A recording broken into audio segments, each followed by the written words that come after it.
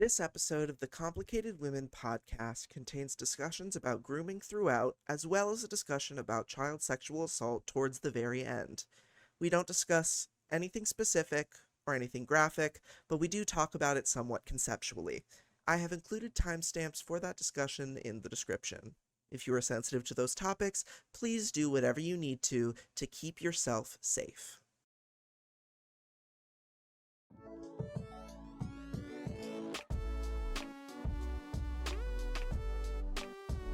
Hello, and welcome to the Complicated Women podcast, a show dedicated to discussing the complex women of Dimension 20. My name is Andrew, and joining me today are two, yes, you heard that right, two extra special guests. Two incredibly talented artists.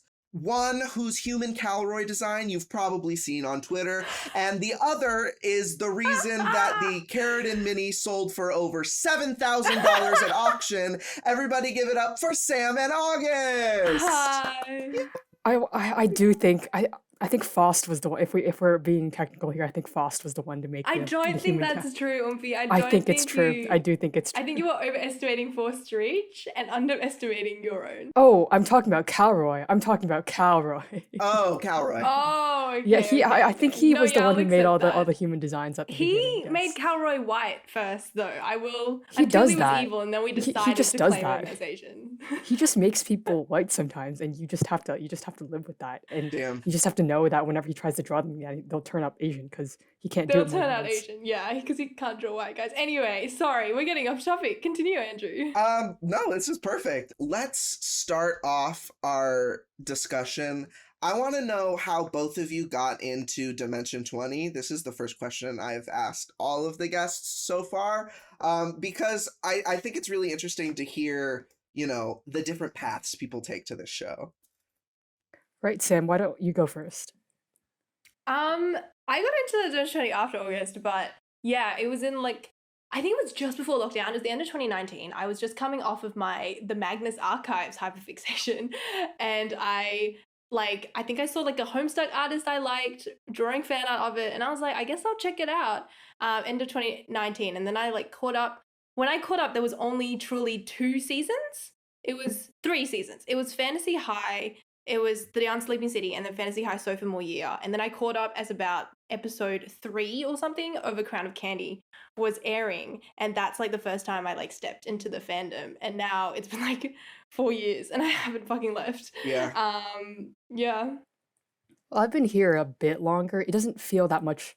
It feels longer, even though I know it's actually only been the difference of 6 months.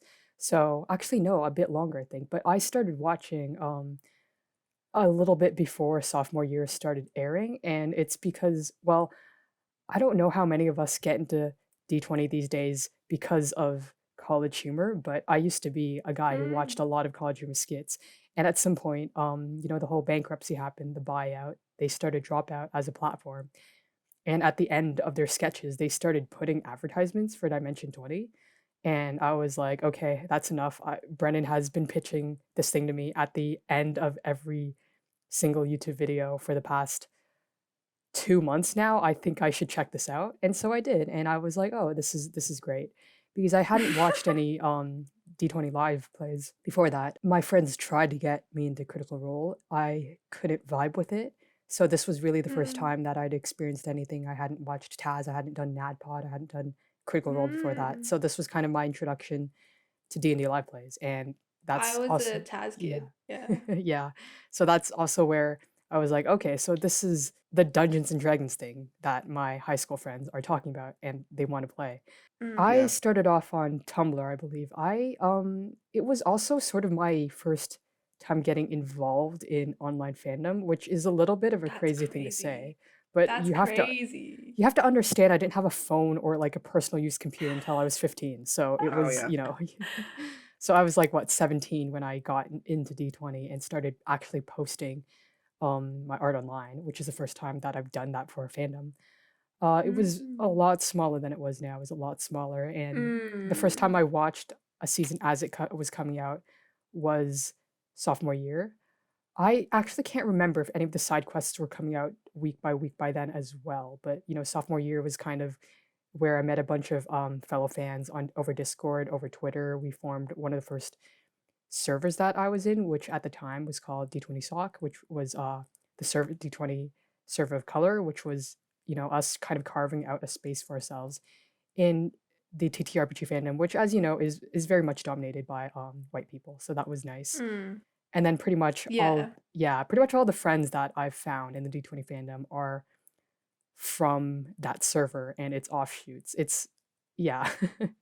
Yeah, that's like how I kind of got into the fandom as well, was mostly D20 Sock. Because yeah, it was like I've been in online fandom for a very long time. I think my first foray into it was like Haikyuu in like 2014, which has had a resurgence recently, which is quite fun. But yeah, and then it was like Homestuck, and then various webcomics and comic fandom. And I think yeah, that especially like comic fandom and Homestuck fandom really taught me how to navigate fandom spaces in a way where you can come out healthy and normal and fine, really. No one's ever accused a Homestuck fan of being healthy or normal, so it's really brave I'm of you doing to it. say I'll that, do I it. think. I'll take the bullet. Sam, I think you're healthy and normal. Yeah, but Thank you so much. I think more than Homestuck, I feel like it's your time in the comics fandom, because the comics fandom is where it really there's normal Homestuck It's fans. rancid. There's normal Homestuck fans. Can I say that? There's not a lot of normal comics fans. No, truly. Yeah, like there's that like Tumblr post that goes around that's like, if you've ever talked to a comic fan about like their most hated author, it's like you've unlocked levels of haterisms that literally no other fandom will ever get to, because they'll like mail pipe bombs to like they'll admit to like wanting to kill these people. Like it's so funny. Funny is definitely a word I'd also use. I feel like you'd also unlock like previously unseen levels of misogyny if you like ask the wrong question about this sort of thing. It's just yeah, Mhm. I don't know. I feel like I've been in fandom before. I've just not been a participant. I feel like it's for me. It's not that I didn't have mechanisms to deal with extremely weird and toxic communities. Because you understand, I played pet sites before this. I feel like I've been through the Right. gauntlet. Like I feel like I've sort of been boiled in the pot of detaching from things that could make you explode if you think about it too hard. Or like, because fandom is composed of the people, right? And you have to learn how to disengage sometimes. So I feel like the pet sites thing definitely helped a lot with that. Yeah. I mean, I think this is a perfect gateway into one of the questions that I had, because you are both, I would say, at least in my mind, pretty well known for having tweets take off and leave your target audience. And, coming from this perspective of like a veteran of fandom versus someone who's relatively new, I want to hear about how you guys sort of deal with that, and any of the like the good things, maybe if there are any, the bad things, which there are a lot of. So I feel like this is something that's strange to me, because as someone who's newer to fandom spaces, and Sam, who is not new to fandom spaces, so Sam, there's this feature on Twitter where you can choose not to receive notifications. I have mine turned off so that people who don't follow me don't get to give me notifications. And Sam doesn't do that. Squid, who also has a lot of tweets take off, doesn't do that. And I personally don't understand why you wouldn't, just because there's a lot of people with extremely out of pocket opinions who come onto tweets in general when they leave your target audience, when they use the For You page and the algorithm decides to push it to them. If they're going to take my tweet in bad faith and they're not even following me, I'll listen to someone who's following me if they want to, be in my notifications and argue with me. I'm not going to give the time of day to someone who isn't even following me. You know what I mean? Like, I'm not spending that energy on them. And I feel like that's been good, because there's been a lot of times in the past month, like the last back half of junior year airing, where we were obviously very upset about the lead up to the finale and the finale itself, where people were just saying the craziest things in people's replies, right? And I honestly just didn't realize that a lot of that was happening, because I simply wasn't getting the notifications until my friends actually responded to it, like replied to it to argue with the person. I was like, whoa, like this screenshot of someone calling Kipperlilly a fascist is crazy. link it to me, and then it's under my tweet, and I was like, okay, so I didn't know that. Wow, that's crazy. Yeah, it's like I totally understand, and I have been thinking about it. But honestly, I just love intellectual discussion about, like, yeah, keyword on intellectual. If someone's being an asshole in my replies, I will just block them. But I think like it's the it's like sometimes strangers can have interesting and good opinions, and I've had multiple people DM me actually, like out of the blue, that I haven't seen because I don't check my DM requests. But a couple of people like who like I don't follow and they don't follow me have come in to be like, hey, thanks for like your tweets about this. It's actually like been something that I've been thinking about recently, and that's been like really nice. Like I think I love engaging with like strangers, I guess, about things we both agree on or disagree on if they're civil about it. I don't know. I enjoy stimulating discussion, which is like, honestly, I need to spend less time on Twitter because sometimes it's just not worth it trying to have a discussion with someone who is obviously reading me in bad faith. But I don't know. It's like toxic trait is that I really do enjoy like having like forcing someone into a civil discussion with me because I just refuse to take their angry bait. I don't know. I guess I just like having the moral high ground, but yeah. Yeah. Yeah, Sam enjoys that. But for me, it's like, so the thing about people is they adapt and overcome. And what people have been doing now that they realize that I won't reply to them on Twitter is that they've been sending me anonymous messages on Tumblr. And Oh, listen, it's not hate mail, okay? It's just, I understand the thing about people wanting to engage with people and have engage in civil conversation. It's just Twitter's not a good place for that. It's 200 That's fair, yeah. right. 44 characters, I believe, right? And then don't Google that. I don't know how many characters it is. But the thing is, my anonymous messages on Tumblr after I posted I think a single thing that was like, if I speak about how bad this battle was, I will be in big trouble, so I will not speak. And then I got about 5 different anonymous messages prompting me to say more, and then elaborating on how they didn't like it either, or what they found interesting about it, and wondering if I could explain what I meant. And it was all very civil, and I could type, 2K words to it. Right. And then, so that kind of got the ball rolling for discussion over on my Tumblr. I will say that as platforms, Twitter and Tumblr, I've never made a friend off of Tumblr that I've kept talking to over Discord. It's just not a good platform for Yeah. networking. That's why I don't really use it. Yeah. But at the same time, I don't follow anybody on Tumblr except for artists. So basically, I was completely disengaged from what the fandom landscape of Fantasy Guy Junior Year was like, because I would log on, post my art, log off. So a lot of people were like, "Oh, thank you for tweeting about this. Nobody's talking about this," or I never thought about it that way. And it was all very civil. It was a lot better than talking to people Then yeah, on Twitter. Yeah. that's fair.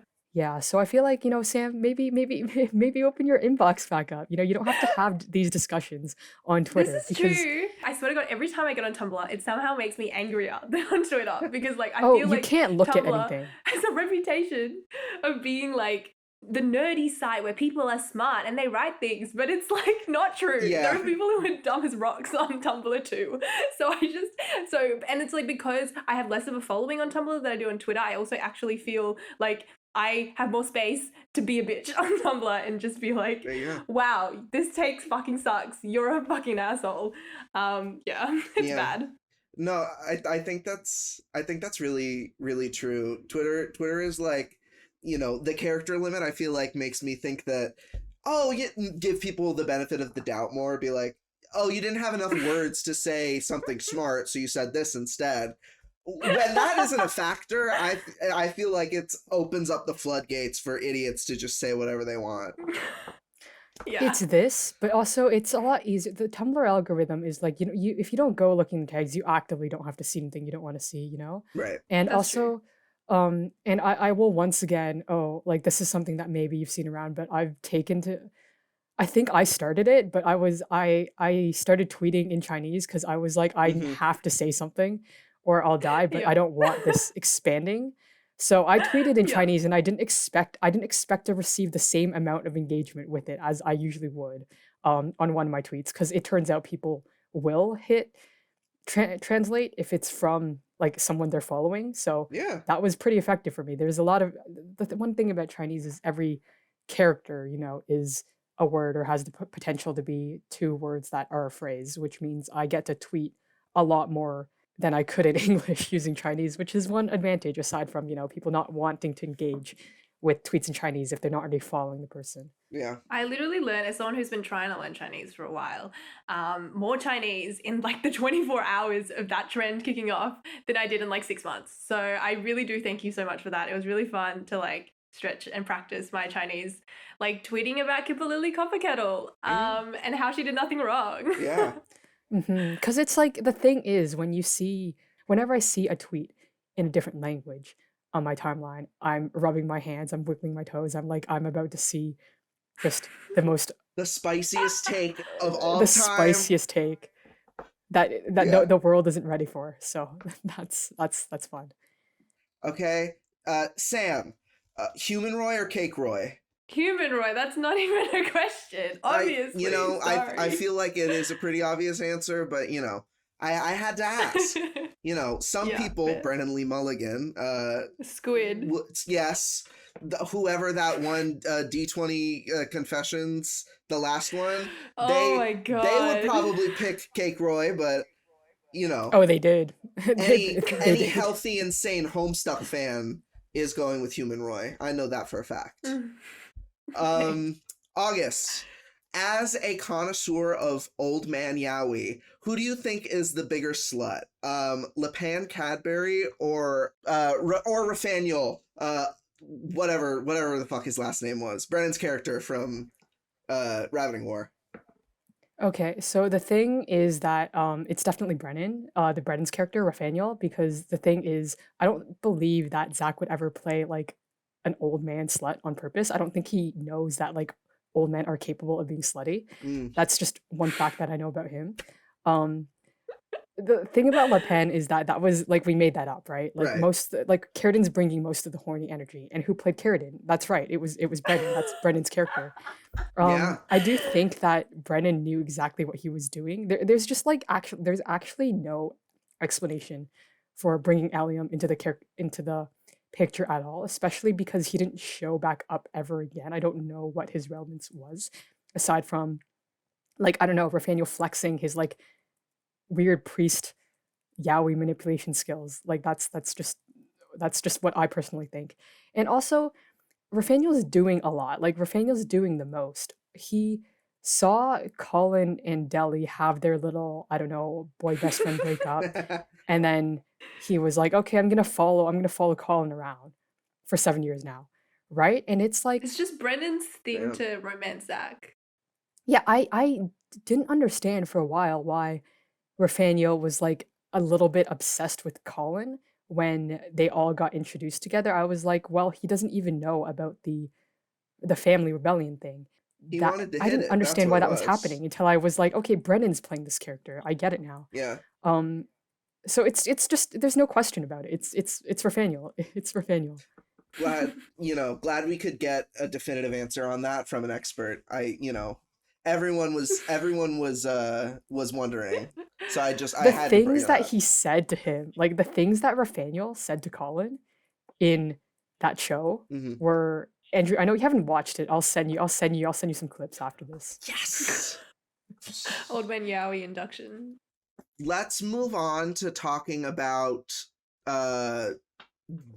Fantasy High Junior Year and the finale. Yeah. We're a couple of weeks out from the finale at this point.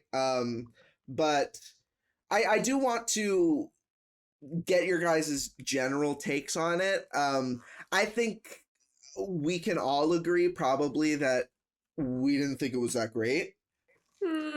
Yeah. Yeah. What I will say, having said that though, for me personally, I thought this final battle, like the actual battle part, like the mechanics and the set, was one of the most entertaining battle episodes that I've watched.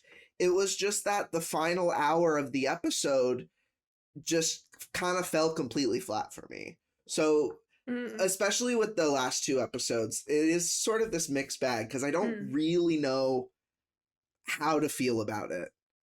Yeah, for me, it's like the general feeling is that I seriously fucking loved this season. Like, I have not been so invested in a D20 season since A Crown of Candy, and that was in like 2020. It was lockdown. We were in like mass hysteria. Like, Right. there was something in the water there that made A Crown of Candy crazy for us. But this was just like, I was truly, when I started the season, I was like, I'm gonna watch this for the clout a little bit because I want to know what everyone's talking about, and I wanted to make art. And like half my commission audience are D&D people, so I'm like, well, I kind of have to do this because to make money from my art. But then I like ended up really fucking loving it, and I was like, my enjoyment of it, like every episode, like August made a graph of like the average fan's enjoyment of Fantasy High Junior Year, and it truly is like, it goes, first 2 episodes are but then after that it like truly takes off, and it just, to me, it just sucks so hard that the like finale to me felt like such a departure from everything that the story was really setting up and really aiming for. And I feel like I was just like truly so disappointed by the like last 3 episodes, because it just felt like I was like, what happened to all the brilliant setup that we'd had beforehand, and Right. what like alternate universe have I stepped into that this is like the ending.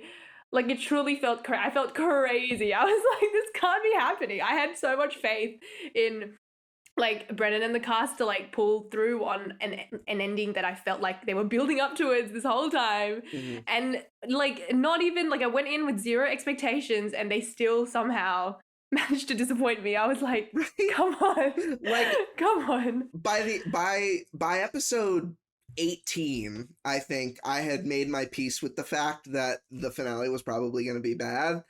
And yet, still, it managed to reach new heights of disappointing. Or Yeah. depths, rather. Yeah. Yeah. So for my take on it, I want to get out of the way first, because people are always like, I have to put this disclaimer. Yes, their shooting schedule was crazy. I feel like we can't talk about the finale without acknowledging that Oh, for sure. they were very crunched for time, which, obviously would have made it difficult for them Yeah, to absolutely. keep a coherent storyline. Like, you can tell they're all pretty tired by the end. They just want to get it done. And if they end up flattening, Sam was like, I don't understand why they would do this. And I get, if they're rushed for time, there's 2 episodes left.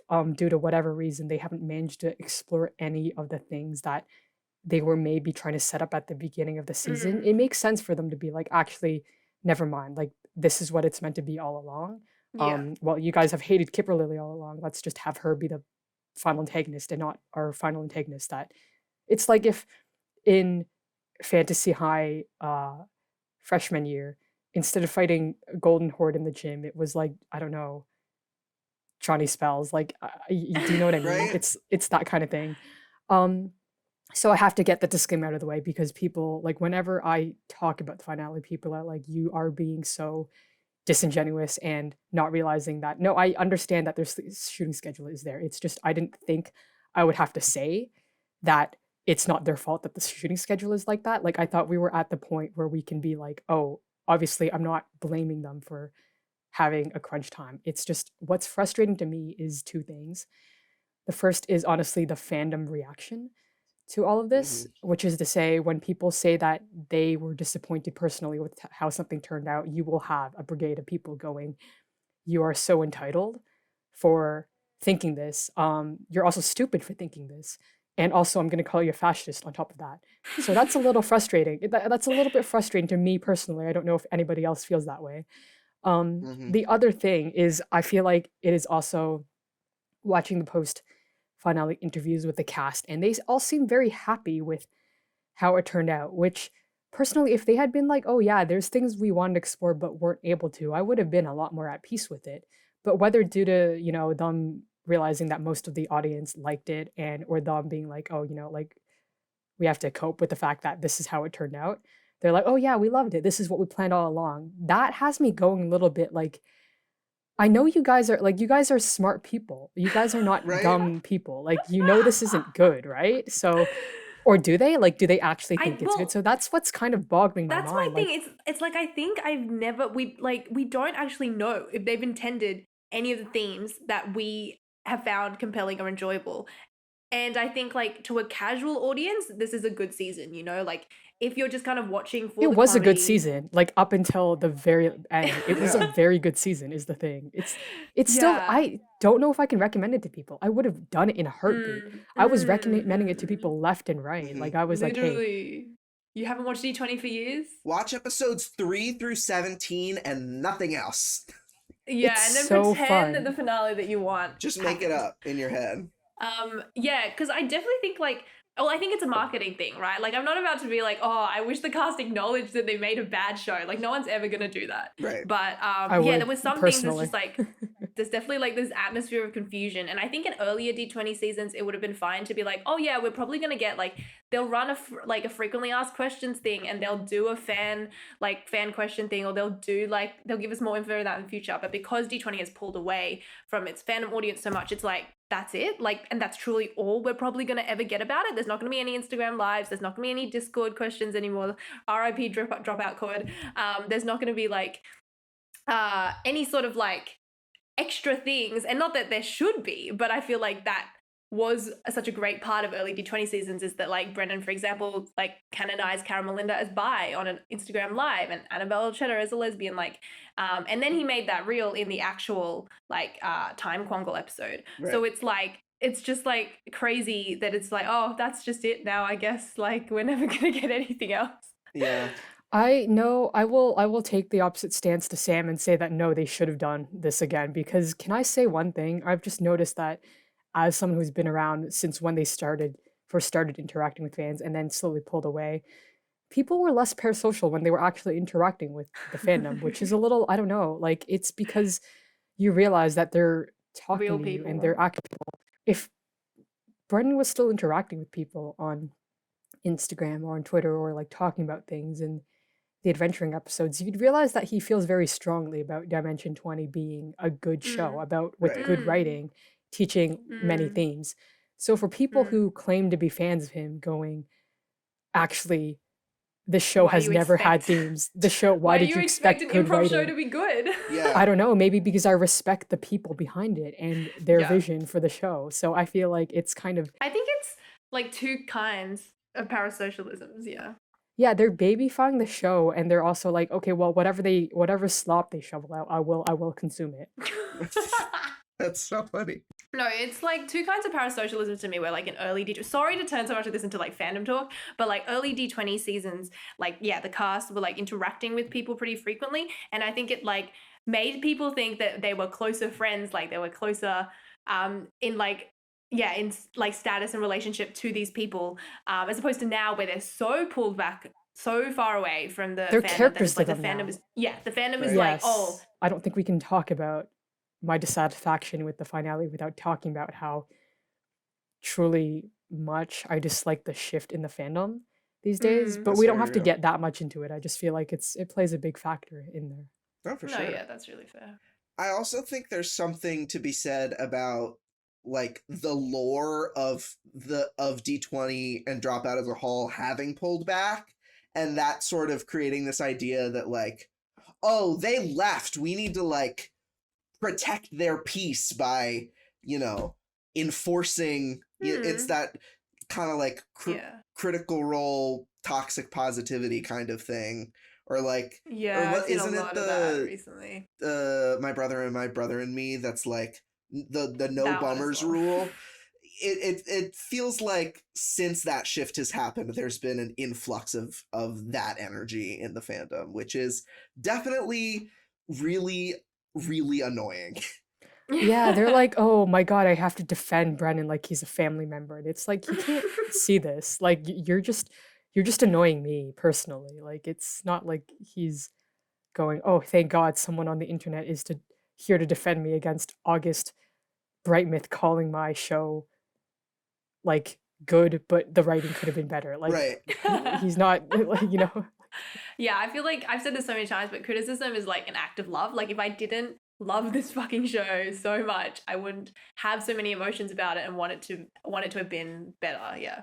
Yeah, like I think one thing that really drives me crazy is, well, obviously fan artists have to think a lot about the show, right? In order to make art about it. Like you have to be invested in the characters. You have to Right. be thinking about the stories they're telling. Mm. One of the funniest moments, maybe in all of D20 Twitter history, to me, is that after the final, like the first half of the finale, every single fan artist that I saw on my TL, even the ones that don't participate in discourse, even the ones that never had any opinions about the rat grinders, were like, okay, that kind of just happened. And then we all took a break from drawing anything for a week. I had like Because two crazy good artists follow me because I was tweeting criticism about that show. I was like, you agree? Like, you're a huge fan artist. I can't believe you followed me back. yeah, like that was really funny. So these people followed me anyway, but then they followed Sam and Squid, I believe specifically after the Yeah. finale, and they were tweeting about how bad it was. So the thing for that to me is that it's an indication that it's not about the rat grinders or Kipperlilly specifically, right? Mhm. Of course, a lot of us love Kipperlilly and we love the rat grinders because, you know, they're interesting characters, but it's also, we like them because we pay attention to the show. We have to if we want to draw fan art about it. So we're paying attention to the show. We're thinking about, you know, what are they trying to do with these characters? And then to realize, oh, they're not going to do anything with those characters. It, like, no matter how you feel about the bad kids or the rat grinders or any character in specific, if you're paying attention to the show, at some point you have to realize this isn't good. You know, this isn't. Right. So I feel like there's a sort of a divide in the Twitter, I believe, of like artists who don't talk a lot, and then they're very much, people like them. They're like, oh, okay, they're one of the good ones. They don't have nasty opinions about D20. They just draw. I talk to a lot of them. They have opinions. They have opinions, and they're the same as ours. Right. They're not exactly the same as ours, but they didn't like this either. Is what I'm trying to I say. have seen crazy takes that are like, this is on Tumblr, which is why I was fuming about it, but it's like where people are like, it's parasocial to expect the cast to give you a good story. And I was like, Oh yes, I've seen that as well. It's okay, there's more than one. sure. of those. I would argue the quote opposite is unquote- true, but you know, go on. Yeah, quote unquote, it's like relying on other artists' like art for your mental health is unhealthy. And it's like so true. I love to just not consume art at all, Right. ever. Yeah, as Mouse said, as my friend Mouse said, like Mouse is like- so good. Mouse, yeah, like it was like people are like, don't invest in a show and you'll enjoy it, and it's like I love doing that. I love not being invested in story and enjoy. Like, do you hear yourselves? I love going to a museum and everything just passes by me, is what Mouse said. Yes. So what I'm trying to say, and got a bit sidetracked, is that my artist point was that people will accuse people criticizing the show of disliking the show. And it's like, you guys, if I didn't like the show, I wouldn't be tweeting about it. Like, I don't like Fantasy High Junior Year anymore, which is why I've spent the last 2 weeks not being on Twitter and reading Star Wars instead. You know, Right. like it's, if I didn't care about it anymore, you wouldn't see me talking about it. Trust. Mm. So when people accuse fan artists, and believe me, like me, Sam, and Eames have been running fandoms, like this fandoms events for 2-3 years now, accusing us, like Right. people, I just can't, I can't comprehend people who don't contribute anything whatsoever to the fandom going like, oh, they don't like the finale anymore. Good, we don't want them here. And it's like, okay, well, Anyway, Okay. D20 Zanjam is next month. Zine Jam it is next month, but like, it's like they're like, oh, we don't want you here, and it's like, who's we and where's here? Because we like, without us, there's not going to be okay. And maybe they're into that because I honestly, there's many accounts that all they do is like retweet pictures of the cast, and they don't seem to engage with fan art at all anyway. But it's like, you know, there wouldn't be anything about the show if we weren't here, right? Like, we don't want you here. Like, what are Yeah. who's gonna make the tweets? The sh- Like, who's gonna be tweeting? the show wouldn't exist in its current. Not to like blow smoke up your asses or like anyone's in particular, but quite literally, I don't think the show would be what it is today without artists like you two and other people in the fandom doing these huge projects to like increase engagement. D20 did like, for example, Miles Rabdoidal, right? Miles Rabdoidal did the Pride merch for them. Ali Devil Daisies, these are all fan artists that they ended up hiring for merch or for their art. Kate And May that's is just, a fan like- artist, yeah. Exactly. So it's like, you can't be like, oh my god, we don't want you here. All we want are people who watch the show like Adult Cocomelon. Like, I don't know, like, And that's this is why Drawfee. I just don't engage anymore. Like, I'm keeping my own peace. Like clearly there's rocks in some people's brains, and I'm not naming names because there's a lot of names, but you know, there's rocks in there. Yeah. I never want to be someone who's like, oh, I'm a fan artist and therefore I am like entitled to more or like deserve more or like, I don't know, like, and that I think like I deserve fans who respect from don't. the people who follow me is at least like Yeah. I at least deserve respect from the people who follow me for my art, and I don't want them to be like, oh, shut up, like you shouldn't have opinions, you should just draw art. That's Yeah, my I'm thing never is gonna do. I'm never like, gonna be that.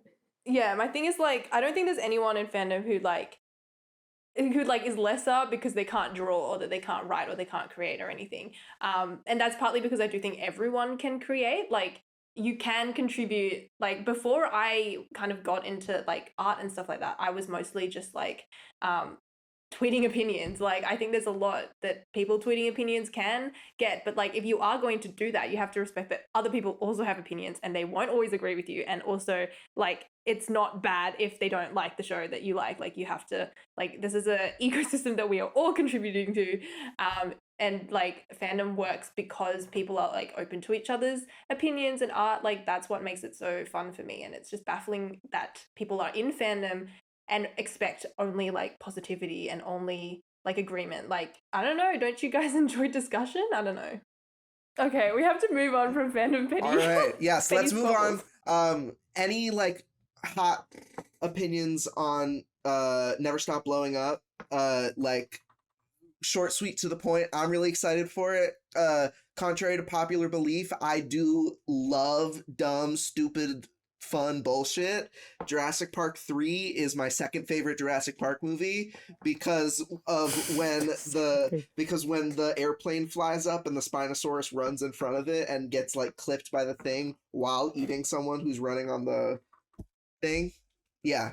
But anyway, so I'm all of that is to say that I am very excited for this next upcoming season. I love dumb action movies. Anyone who's known me has known that my father has been showing me dumb action movies since I was 7 years old, and that's kind of like I don't talk about it, but I've watched every 80s action movie. You know what I mean? Like every dad movie that you've ever seen, I've watched it. I've watched so many like cheesy Chinese kung fu movies. I haven't watched the trailer, but I'm gonna watch it. I'm gonna watch the season with Fast. I don't have any opinions on it. It's a D&D show. Like even if it's a genre that I like, I don't know if it's gonna translate well. But you know, I don't have any expectations in my head for it. I don't have any room in my head for expectations for it right now, if that makes Fair sense. enough. Like it's just Yeah. yeah. I think stacked cast. I think it's a really, really fun plot. I love the isekai of it. I was like, I think, and the animation, like I think the trailer, I think the production value of like all the D20 seasons recently have been really fantastic. And I really love the the trailer like rocked. I think there's a part of me, I think it was Emery, who tweeted it first though, who's like, I don't know if I can do like the gratuitous violence season after like everything that's happening right now, because it does feel kind of insane to watch like cartoon like explosions and bombs and then scroll on Twitter and see pictures of Gaza right now. So I think that's where I'm at with it, where I'm like, and like, yeah, and that's just a personal thing for me. And I think with like, to be fair, action genres are not like entirely up my alley. I do prefer like mystery, but I think like it could have been really, really fun, but like the current circumstances of the world right now has me like, like, yeah, I'll get to it when I get to it, I think. But like, honestly, so many people that I've been really excited to see in the dome again, like Reka and Alex, like Jacob is I'm also really gonna excited be for awesome Alex as again. well. Iffy. I'm so excited for Alex. Iffy, like, yeah, truly a stacked cast. But yeah, it might be. I think and I'll also, be drawing fan art for it. Yeah, I'll Yeah. definitely draw some fan art for it, like just because I like action things, you know. But Yeah. I don't know if I'll be very invested in it. Like even like just aside from everything else, I'm just so deep into Star Wars right now. I don't know if I can like bring no, that's my myself out thing. of Is it. like I'm still in the fantasy high junior year brainworms. Like, they're still in my head, and they're probably not going to leave for a very long time. If A Crown of Candy is going to speak for anything, like I'm still obsessed with that. So it's like, yeah, it's this is my thing with like all kind of things that I get into, is that my hyperfixation span goes for like a really long time, like months, if not, yeah, like months and months, sometimes years. So I'm going to be making fantasy high junior year stuff for a very long time. Dude, I'm Yeah. plotting. I'm plotting astrophysics on Desmos. That's where I am right now. Like on top of everything else. I think now is the perfect time to move on into everyone's favorite segment, Woman of the Week, where we We're each... not even at Kipperlilly yet. No, we're not at been an Kipperlilly hour. yet. It's been an hour. We have too much to talk about. Woman of the week. We each get a brief yet unspecified amount of time to explain why the person that we picked is our personal woman of the week. I will go first. I'll try to keep this brief. We mentioned things that we were getting into now that Fantasy High is over. I have swung really hard back into anime, and I had started watching Jujutsu Kaisen Season 2, and there's an episode early on in the season that references one of my favorite shows, and specifically one of my favorite characters from that show, which is why Asuka Langley Soryu from Neon Genesis Evangelion is my woman of the week this week. I love her so much. And talk about, Kipperlilly is a mean 15-year-old or whatever. Asuka is so bitchy and mean in the beginning of that show, and then Hideaki Anno actually does the legwork to develop her character and show us the complicated inner psyche. I think it's episode 22. I won't give any spoilers for Evangelion, but I have not watched it. There is a Asuka focused episode that is my favorite. I think the one where she shows up is really good. And I could go into it more, but for now, I'm just going to say, if you haven't seen it, go watch Evangelion. It's on Netflix. It doesn't have the Fly Me to the Moon credits song, which I would argue is a pretty important aspect of like tone setting at the end of those episodes. But I'm also a snobby English major and also gay, so I have a lot of opinions that you don't necessarily need to listen to. But yeah, that's why Asuka is my woman of the week this week. I think mine is Vriska, because no reason, I just really wanted to name drop her in this episode, and I already have. Just because I feel like every time fucking discourse happens about a woman in a show, I'm just like, this is just Riscourse but better, because Riscourse was truly the pits of it.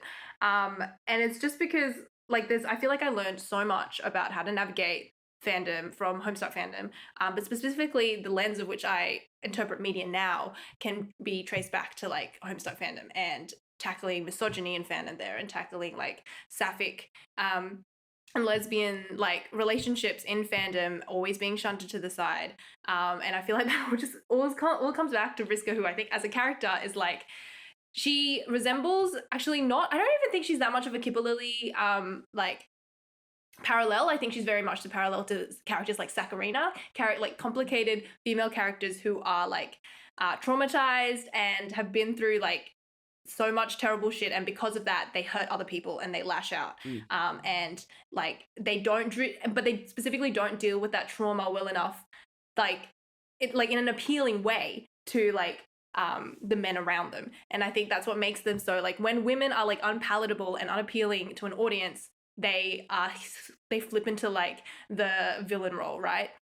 So it's these Vriska especially is important because she is explicitly a hero in the story, and she is explicitly rewarded for all the shit she does, even if it's bad. So it's the kind of, she represents symbolically in the narrative controversy, because that is what gives someone narrative relevance. It's controversy. So she is specifically built as a female character to be just to go through so much shit and also not take any shit in a way that is heroic, and people hate her for it. They hate that they have a female character who is so complicated and nuanced and also not the villain. And I think that that's why it's not quite Kipperlilly to me, because the problem with Kipperlilly is that despite her having so much sympathetic traits, is that she's never she is still explicitly a villain and is treated as such. And that's kind of what makes Kipperlilly's ending to me so why I just hate it so much, because it's just I'm sick of having complicated women, name drop of the podcast,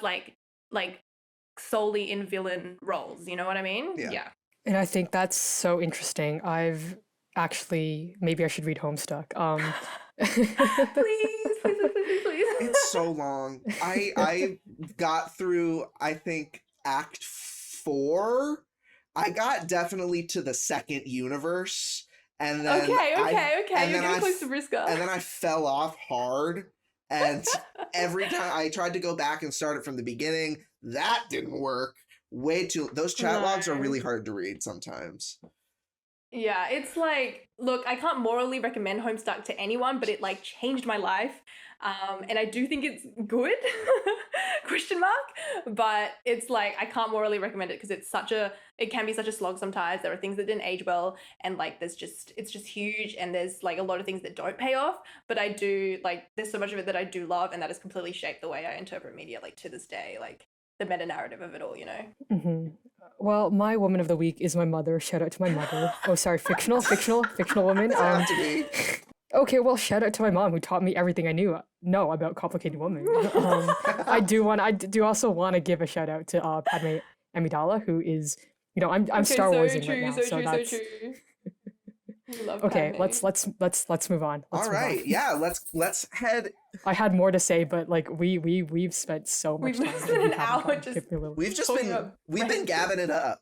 Let's move on into the main topic of discussion. The character that we'll be focusing on this week, Kipperlilly Copperkettle. We've talked about her a couple of times, and when we talk about Kipperlilly, I think it's going to be really hard to do that without talking about the rat grinders as a whole, because part of the issue is that at least for me, the individual rat grinders don't really get a lot of development outside of their role as the villain team, which definitely extends to Kipperlilly. I think she maybe gets a little bit more development because she's supposed to be the, quote unquote ringleader. Yeah, let's start with, the rat grinders in general. Do you guys have a favorite rat grinder? Are there any things about their dynamic or the way that their story as a group develops that you want to talk about? Yeah, the thing about the rat grinders to me is that they are like foils to the bad kids, right? Like they are they're gender bent. They're straight up gender I bent. truly didn't even versions realize of that they the were bad gender bent, kids. but like literally, they are meant to kind of reflect different aspects of the main characters. But because we don't, and I feel like there's a lot that you can interpret from the rat grinders just from acknowledging that they are foils. Like I think if you don't acknowledge that they are meant to be foils, like of course they seem like such flat characters, but I find that specific part super interesting. And I think like my favorite rat grinder of all people was fucking Buddy before the Kipperlilly discourse. Now Kipperlilly is obviously my favorite out of spite. Right. But like Buddy was my favorite rat grinder before it all.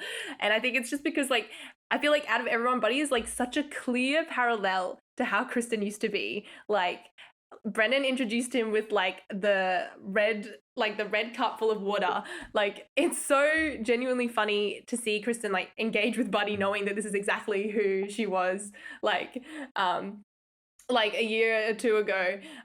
And I think like acknowledging that these are meant to be reflections of the bad kids in certain ways is what makes them so compelling. And I think it's such a shame that we don't get as much of that. Like Fig and Kristen, for sure, I think engage with their foils. But the others don't really do that. And I think it's like such a, like I do feel like having them as main antagonists and they're not really getting a lot of like actual interaction with them was kind of a shame. Like I think and I feel like I really love the downtime system, but I definitely like agree like, and I think the downtime system adds towards the themes of like rage and stress and the system and it's like being exploited by the system really well. But just like, yeah, it did just like mean that we didn't get as much character time.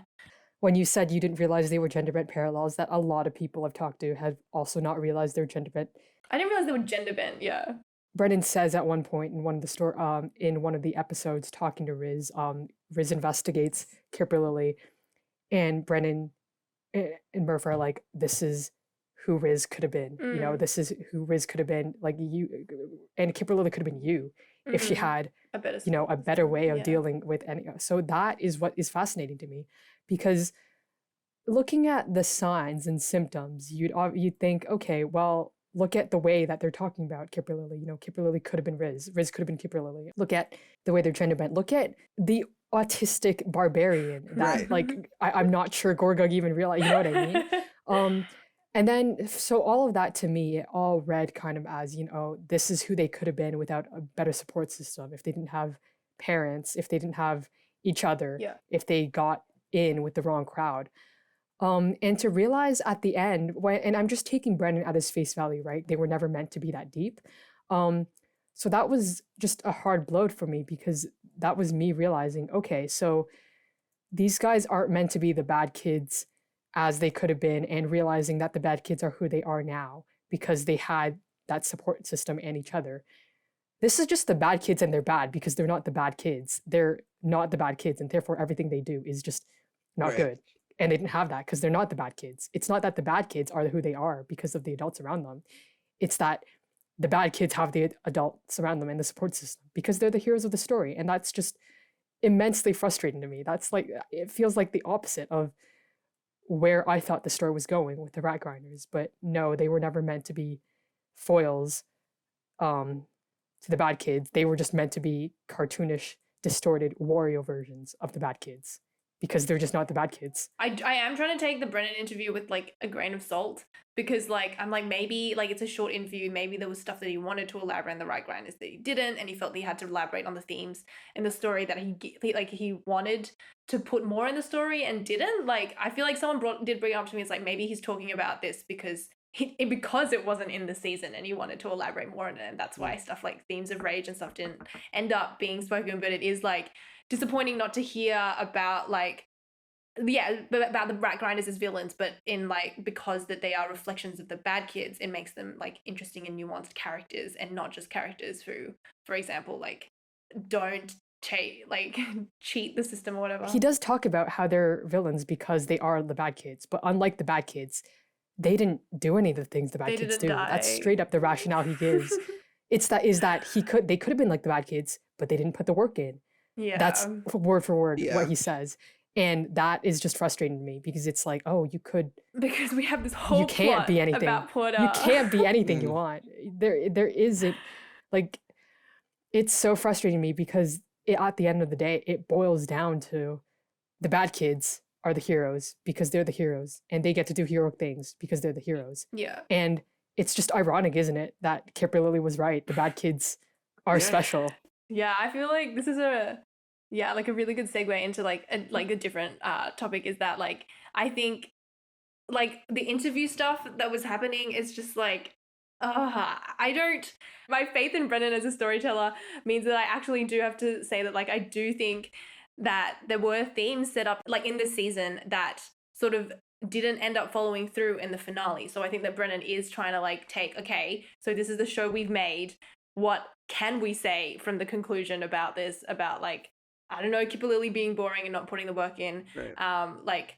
But I just feel like, but I find it frustrating that like we have all like that he has had to do that, because there is so much in there about like Porter. Like he doesn't mention Porter killing the kids. Like, and I'm like, they're villains because they didn't put the work in, but then also their teacher killed them. And like, okay, yes, maybe Kipperlilly killed them. Like we don't know. That's another thing that drives me crazy. Like we don't know how they died, but like that is like a whole giant thread to me, is the fact that Porter and Jace were like teachers, like adult men in a position of power over these like kids, and that they were manipulated and coerced by these teachers into doing bad shit, and that never ever comes up like in the interview, in the finale, never. And that just feels like, and this is my personal interpretation, and I recognize that I'm a teacher, so I have a more personal like relationship to these kinds of topics, but I do think it's like wildly irresponsible to have this whole plot about like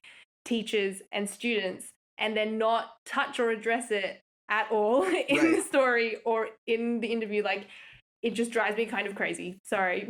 No, it's strange, isn't it, from the fandom perspective as well, because people love Rog, they love Aelwyn, they're like, oh my god, and then it's kind of making me realize that they didn't like them before Brennan decided to force a redemption arc. Just because they were manipulated doesn't mean they weren't responsible for the bad things they do. And I'm like, like Aelwyn kind of sunk a whole boat full of people. She did so much worse. Like she did so, like what did truly... She tried to kill her sister in like episode 14 of the first season. What are we talking about? And it's like, people don't seem to realize that from the beginning they've had it out against Kipperlilly. And we know now that Kipperlilly was, well, obviously Kipperlilly was sent up to be an antagonist, but the thing is, in universe, there's no reason for you to, like, what did she actually do at that, up till Right. that point? She didn't do She just anything ran a to student Kristen. government She didn't do campaign anything to against the, them, and that was grounds for death. I've seen people say that it's okay. Of course, Kipperlilly is more hated because how many people have been, you know, groomed by an imperialist teacher? Meanwhile, how many people have known a mean Right. mean girl? So of course the mean girl will get more hatred because everyone knows a mean girl. And I'm like, that's a you problem. That's actually genuinely kind of Right, a you right. problem. If you see, and so there's that. And then there's also people going, oh, well, you know, of course they didn't resurrect her.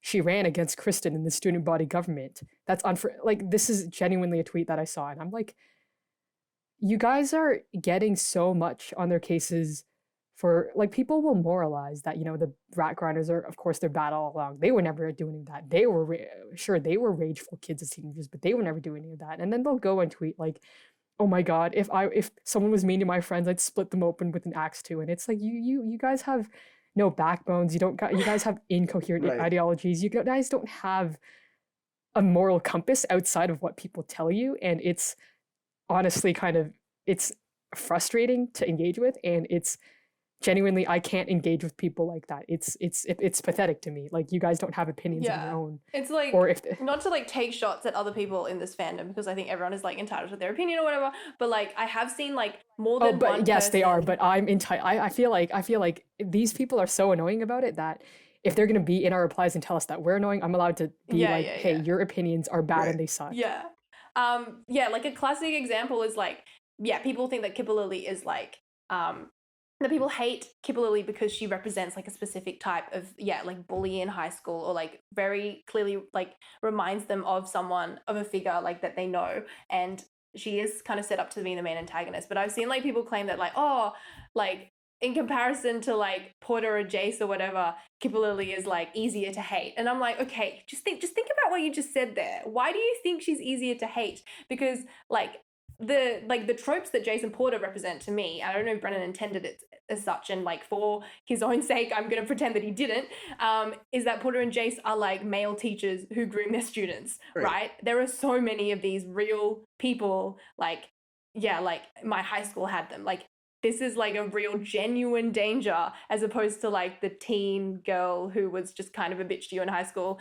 And I think it's just like so telling of like people's internal biases and internal misogyny, that to them, the bigger evil and the one that inspires the most hatred out of them is the teen girl and not the actual literal evil. And obviously, like, it's fiction and there's like certain things that these characters represent that are like, Porter didn't get that much time in the story. He's like a twist villain. He's not as big. He wasn't like built up as much as Kipperlilly. But like, I think there's something to say about the vitriol that Kipperlilly gets, and the kind of like when anyone who like dares to empathize with her or say like, hey, I don't think the bad kids should have killed her at the end, that people get like, oh, but she was like running a student government campaign against them. Oh, she was like mean. Oh, she was envious of Riz's trauma. And I'm like, yes, absolutely. The bad kids are not real though. Like, the bad kids, I don't have any problem with the bad kids because they're not real. But they are being written by like adults. And I just think it's like not an interesting story to have the bad kids just like straight up kill them,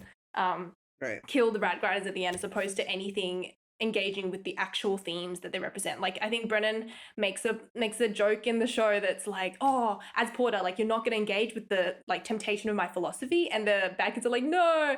And I'm like, are you guys crazy? Please, can I get a single theme? Can I get a single theme in the show? Like, please engage with the fact that rage is very powerful, because you guys are right now angrily and like vengefully killing these kids, right? So clearly the power of rage has something in it. But you guys, because of it's tweaking me out that like Rog is like that Gorga's entire thing as a barbarian is rage, and there was that whole thing about Porter and rage, and it's like, oh, like he was actually just kind of interested in Gorga as a person and not like trying to use that for his own ends. And it's like, okay, so everything's incoherent. And for me, it's like, even Sam, you mentioned that people are like not engaging with the idea, like, you know, it's easy to hate Kipperlilly because you hated someone like Kipperlilly. And aside from like doing the work to detangle why you're still so mad about, because some of you are 27. Like, I have Right. to say, like, this was over a decade ago, and you're still not over the The way Mean you Girl. keep mentioning a specific age is like, I know you're thinking about some very specific people right now. Oh, there's so many people who are 27 on D20 Can I say that? There's so many people. But what I'm trying to say is, even if we look at the themes that Brennan says he's trying to engage with, and again, I'm quoting directly from the interview because I have my own personal thoughts about the season, but I want citations, I want quotes, I want people, I don't want people to be like, hey, he didn't say any of that shit. He did actually. I'm just saying exactly what he said. He's saying that what Kipperlilly and the Rat Grinders represent is a desire not to do the work. And that's frankly a terrible theme for a main villain. That's a terrible theme for a main villain. Like, are you kidding me? You have imperialism, you have rage, and then you're telling me that not only are the people who ended up being your main antagonists, they have nothing to do with, being parallels to or foils of the bad kids or being groomed or manipulated. Their main sin was being lazy. Right? Are you It's a shitting me right now? fundamental lack of motivation. Their motivation is a lack of motivation, which is, bad storytelling, just like plain and simple. It's just not good. It's not compelling Right. in any way, and I'm tired of pretending like it is. And I just don't think that's what the season was trying to say. Like, yeah. I don't think so either, but at some point, right, because I haven't rewatched Junior Year beginning to end again, I might do it with the idea in my head that everything that we've been talking about was entirely accidental, that people were right. It was never meant to be that deep. Because I think that's a valid interpretation. I think if we watch it again, we might realize Brennan never meant for there to be nuance in this. Everything that was there, like, maybe we read too much into it. That's entirely a possibility. Because thinking about it, it's like those illusions where you see a vase and then you see like an old woman. Maybe Brennan never meant for them to be foils. Maybe they're just the bad kids. Maybe they're just gender bent because that's how you distinguish kids who aren't the bad kids from being the bad kids. Like, it's just Yeah, I think we're sort of dancing around two topics that I did want to like call out and specifically like identify for those at home who are maybe less, I said this in the bonus episode that came out last week, less academically inclined as we are. The first thing I want to talk about is Death of the Author, which is this sort of basically this way of looking at media or art that you don't try and understand what the creator was trying to say. You look at the work itself and look at what it is actually telling you. And I think there is a very interesting thread to go on here, specifically with the Brennan interview and also the Ali interview that came out, I think, the next day. Because they both talk about, Brennan, we've talked about, says things about how, oh, this is the reason that the rat grinders are evil. This is, X, Y, Z, why Kipperlilly, he doesn't say this, but the tone is very much, these are the reasons Kipperlilly deserved what she got, basically.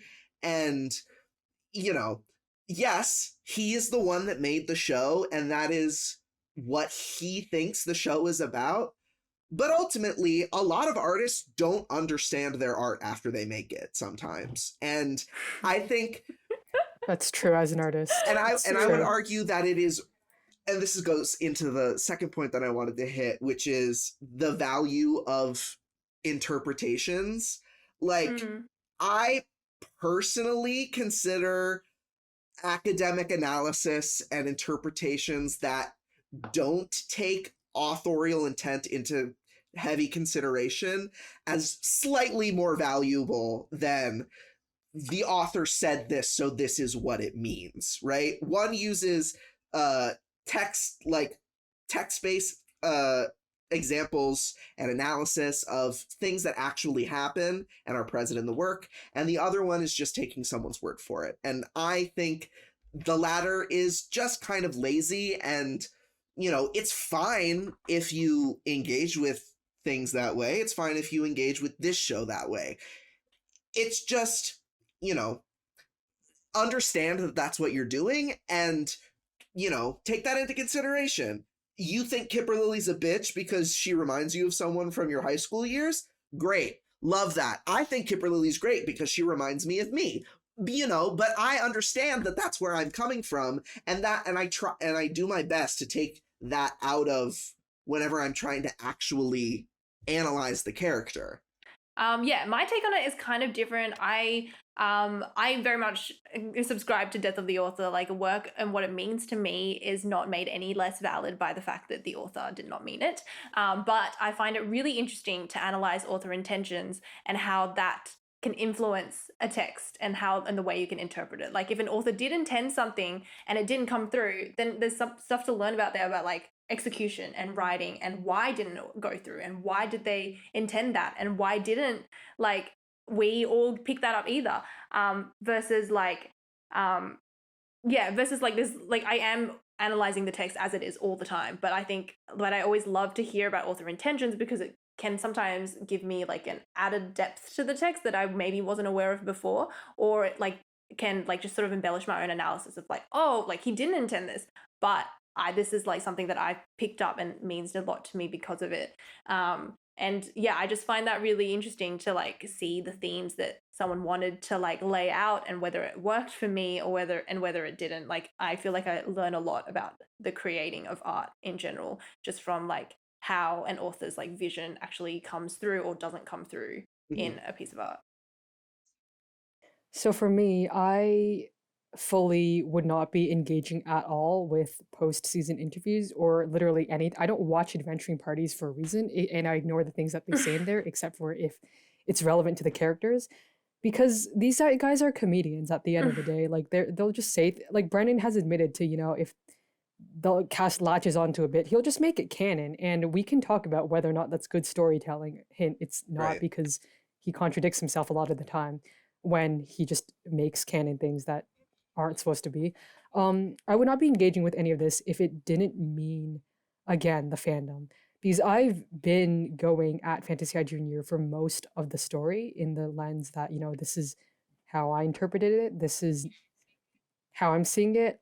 Like, the authorial intent didn't even factor into it, but people are like, oh my God, Brennan said this, therefore your reason is invalid. So I just want everyone to understand I'm coming at it from the let's talk about what Brennan thinks aspect, because I'm trying to understand A, why this season turned out so terribly, and B, because if I don't put in the disclaimer that I'm citing Brennan as a source, people are going to be like, you're so Right. entitled for literary analysis. And as someone who's interested in like biblical, I don't know how to pronounce this, like hermeneutics, is that what it's called? Like the interpretation of biblical texts, like through translation and authorial intent, and like the context of the people who wrote it at the time. I feel like the author intent is important, but because this is Dimension 20, it's not important in the analysis way. I'm looking at it from a why would he do this Right. sort of way, if that makes sense. And I think that's a good way to segue into the next topic that I wanted to hit, because one of the quotes from Brennan that I wrote down from that Screen Rant interview, first of all, I want to say that watching that interview made me realize, because, when I first announced this podcast, a couple of people were like, oh my gosh, wouldn't it be crazy if like the cast members came on? And I was like, oh yeah, that kind of would be crazy, ha ha ha. But like, I'm not like getting on my knees to fillet these people over Zoom. They're not gonna do it. I refuse to do that, and so there's no way Dropout would let them be on this podcast.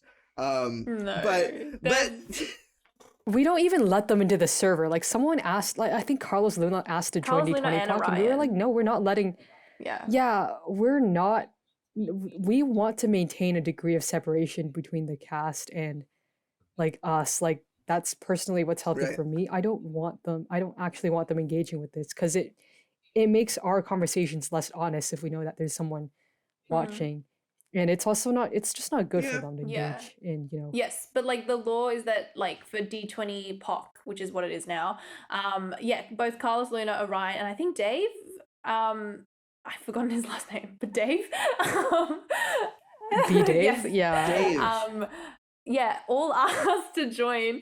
And we had like a very serious discussion about whether we wanted that, whether we wanted like a server that just had cast members and stuff. And I think Orion's reason, like the other two, we were like straight up just like, no, we want this to be a separate space. But I think Orion's was the most convincing argument in that they wanted to join the space in order to have like a like finger on the pulse of like the fans of color of the show, of just like, is like, have we succeeded, has D20 succeeded in making D20 a safe space and a safe show for people of color? And we like were generally like, that is actually a really good reason, and should we let them into the server because of it? But I think we did end up just being like, no, it'd just be too difficult to like have have a cast, like it would kind of defeat the purpose to have a separate channel just for Orion, you know?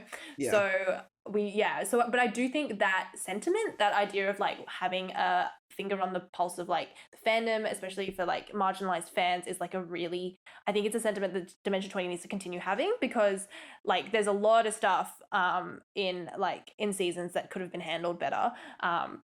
And this has nothing to do with like my own personal like qualms with Fantasy High Junior Year, but just in general of like my personal qualms, like the Orientalism in the Unsleeping City 2, that kind of thing. Right. That I think like being aware of like how your season is being perceived, and like how the fans of color are reacting, and marginalized fans in general are reacting to like certain seasons, is like the best way to make your seasons better in the future. And just like, I mean, that's why like criticism and critique is like useful, and not just us venting or whatever. It's like people like genuinely want to get better and learn that from critique. Right.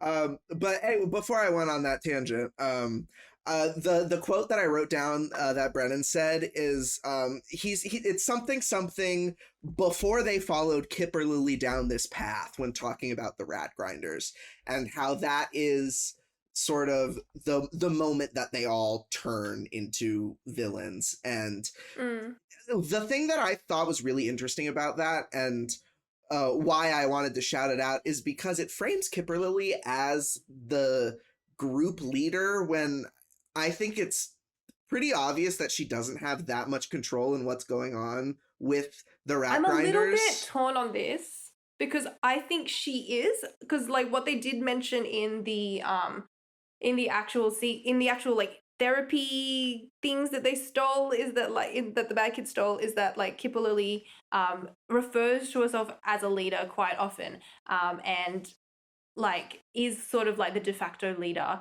But yes, I definitely think it's debatable on like whether she, like how much control she actually had, considering like the voting and the name thing. But for me, the thing about that tweet is like, before they followed Kipperlilly down this path, is really interesting to me, because like it just completely removes Porter and Jace from the situation, right, and the influence that they would have had on, and it like makes me think, it's like, so was it intended that Porter and Jace were manipulating these kids? Like, I don't, like, it's just so interesting to me that like, again, we get no mention about like the rat grinders being coerced by the two adult teachers around them to do all these things.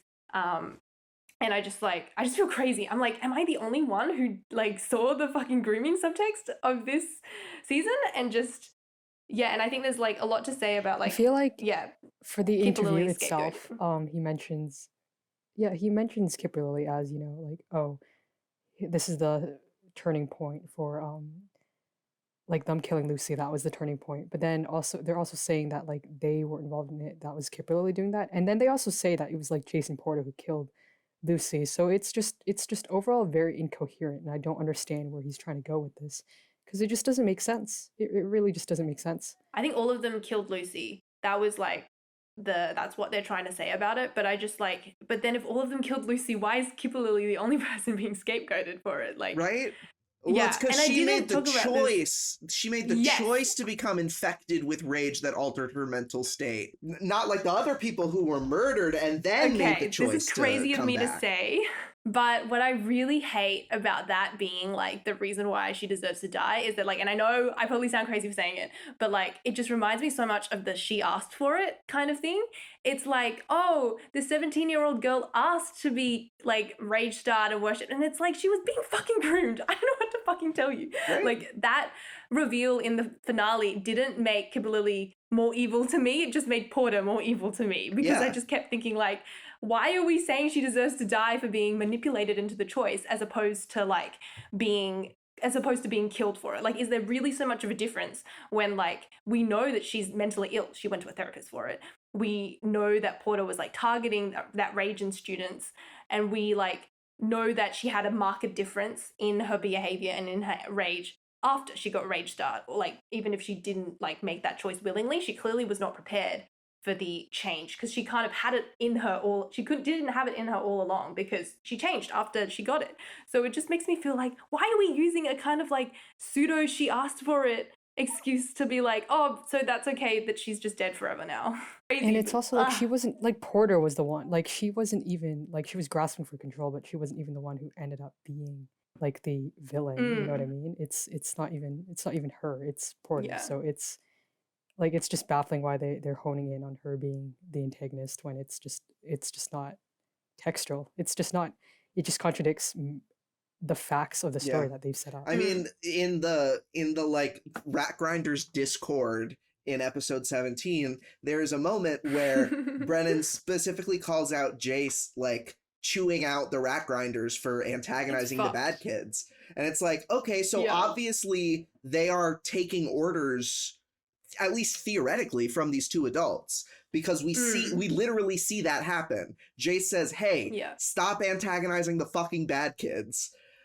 Right? Whether or not they listen doesn't matter. The point is that the adults are trying to give them the orders in the first place. Yeah, and I love Jay Stardiamond, but this is like a man in an authority position, like verbally abusing kids and swearing at them. Like it's not a good situation.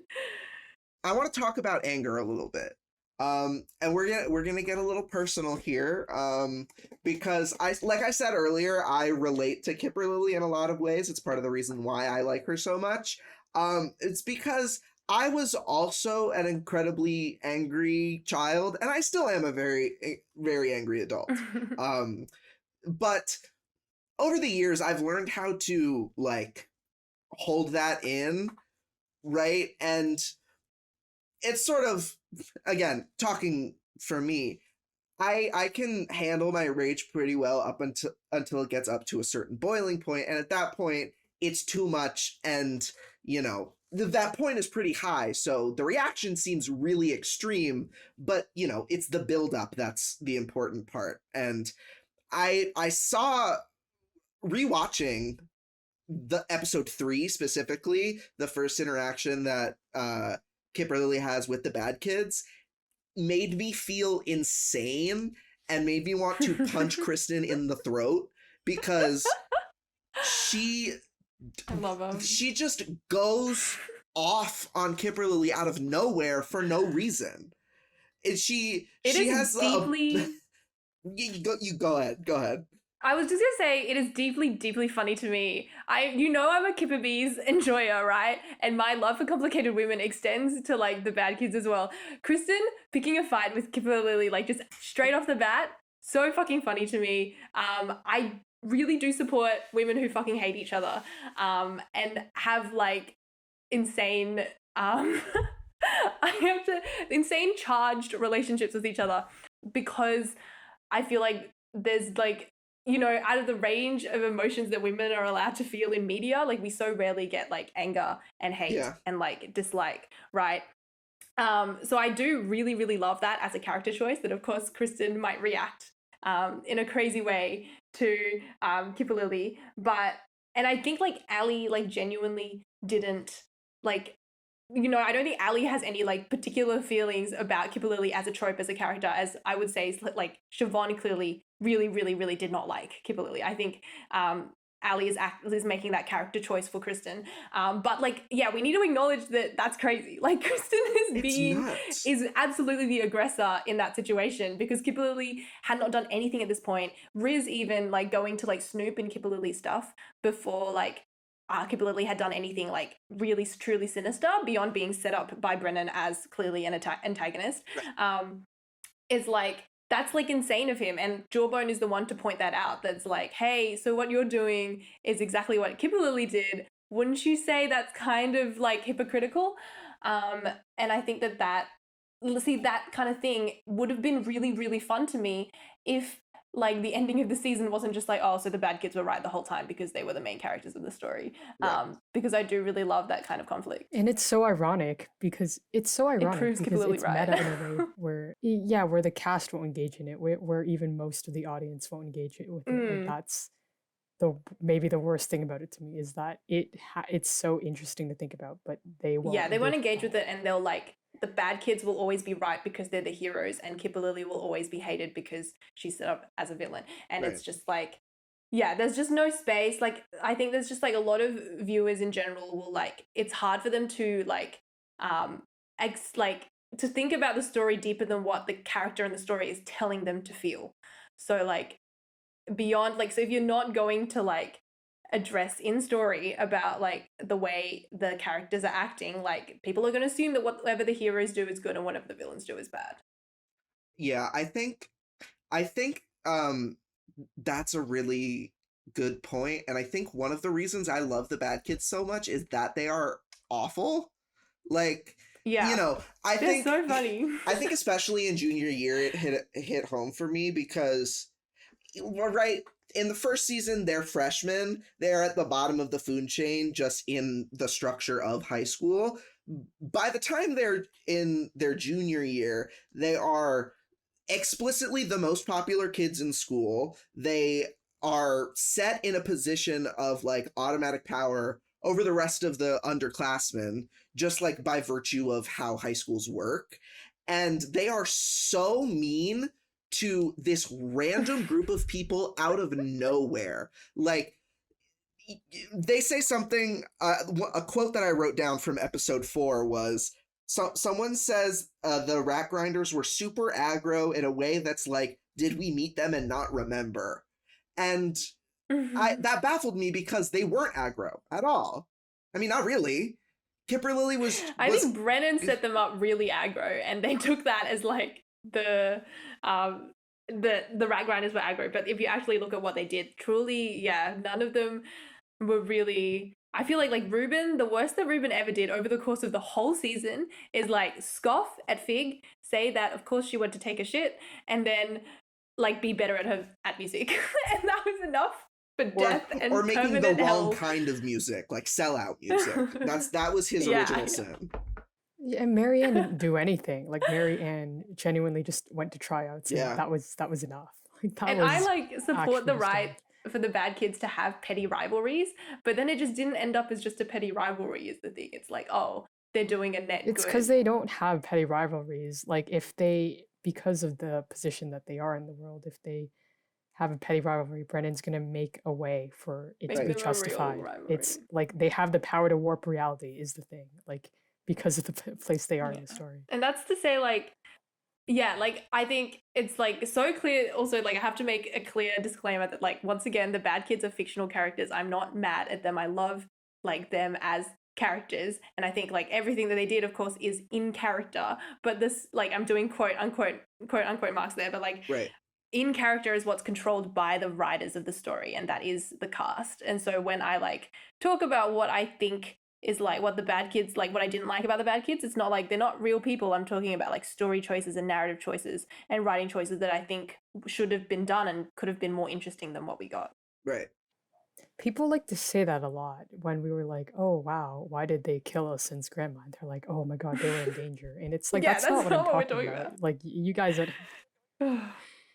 I also think it's interesting talking about like the anger and, you know, how the bad kids, you know, interact with Encarna, specifically Fig, in this way that is also deeply relatable to me personally. But I think one of the most frustrating things about Kipperlilly to me is that she so clearly could have benefited from an uncorrupted version of Encarna, and she could have been this, you know, if we're thinking about parallels between the divine and the mortal, Kipperlilly is the person who feels justified rage at, you know, injustice that she sees in the school system, and then that is taken over by someone to then twist for their own gains. And the fact that that person is Porter, who is a descendant of the same people who did that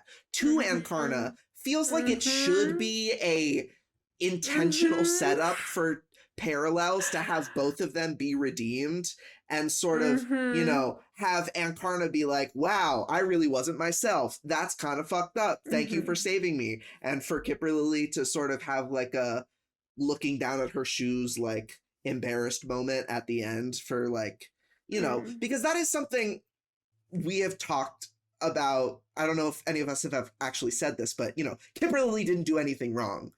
She did do things wrong. And she needs to like acknowledge that and own up to that if she's going to get like a redemption arc, right? If that's the future we would have gotten, she does have things that she legitimately needs to answer for. But that...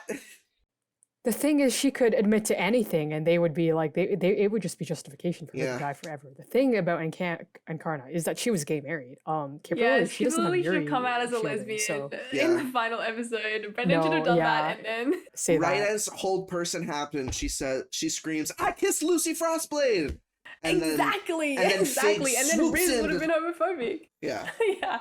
And it would have been a perfect circle to Riz calling Calaxes homophobic at the finale of freshman year. Exactly.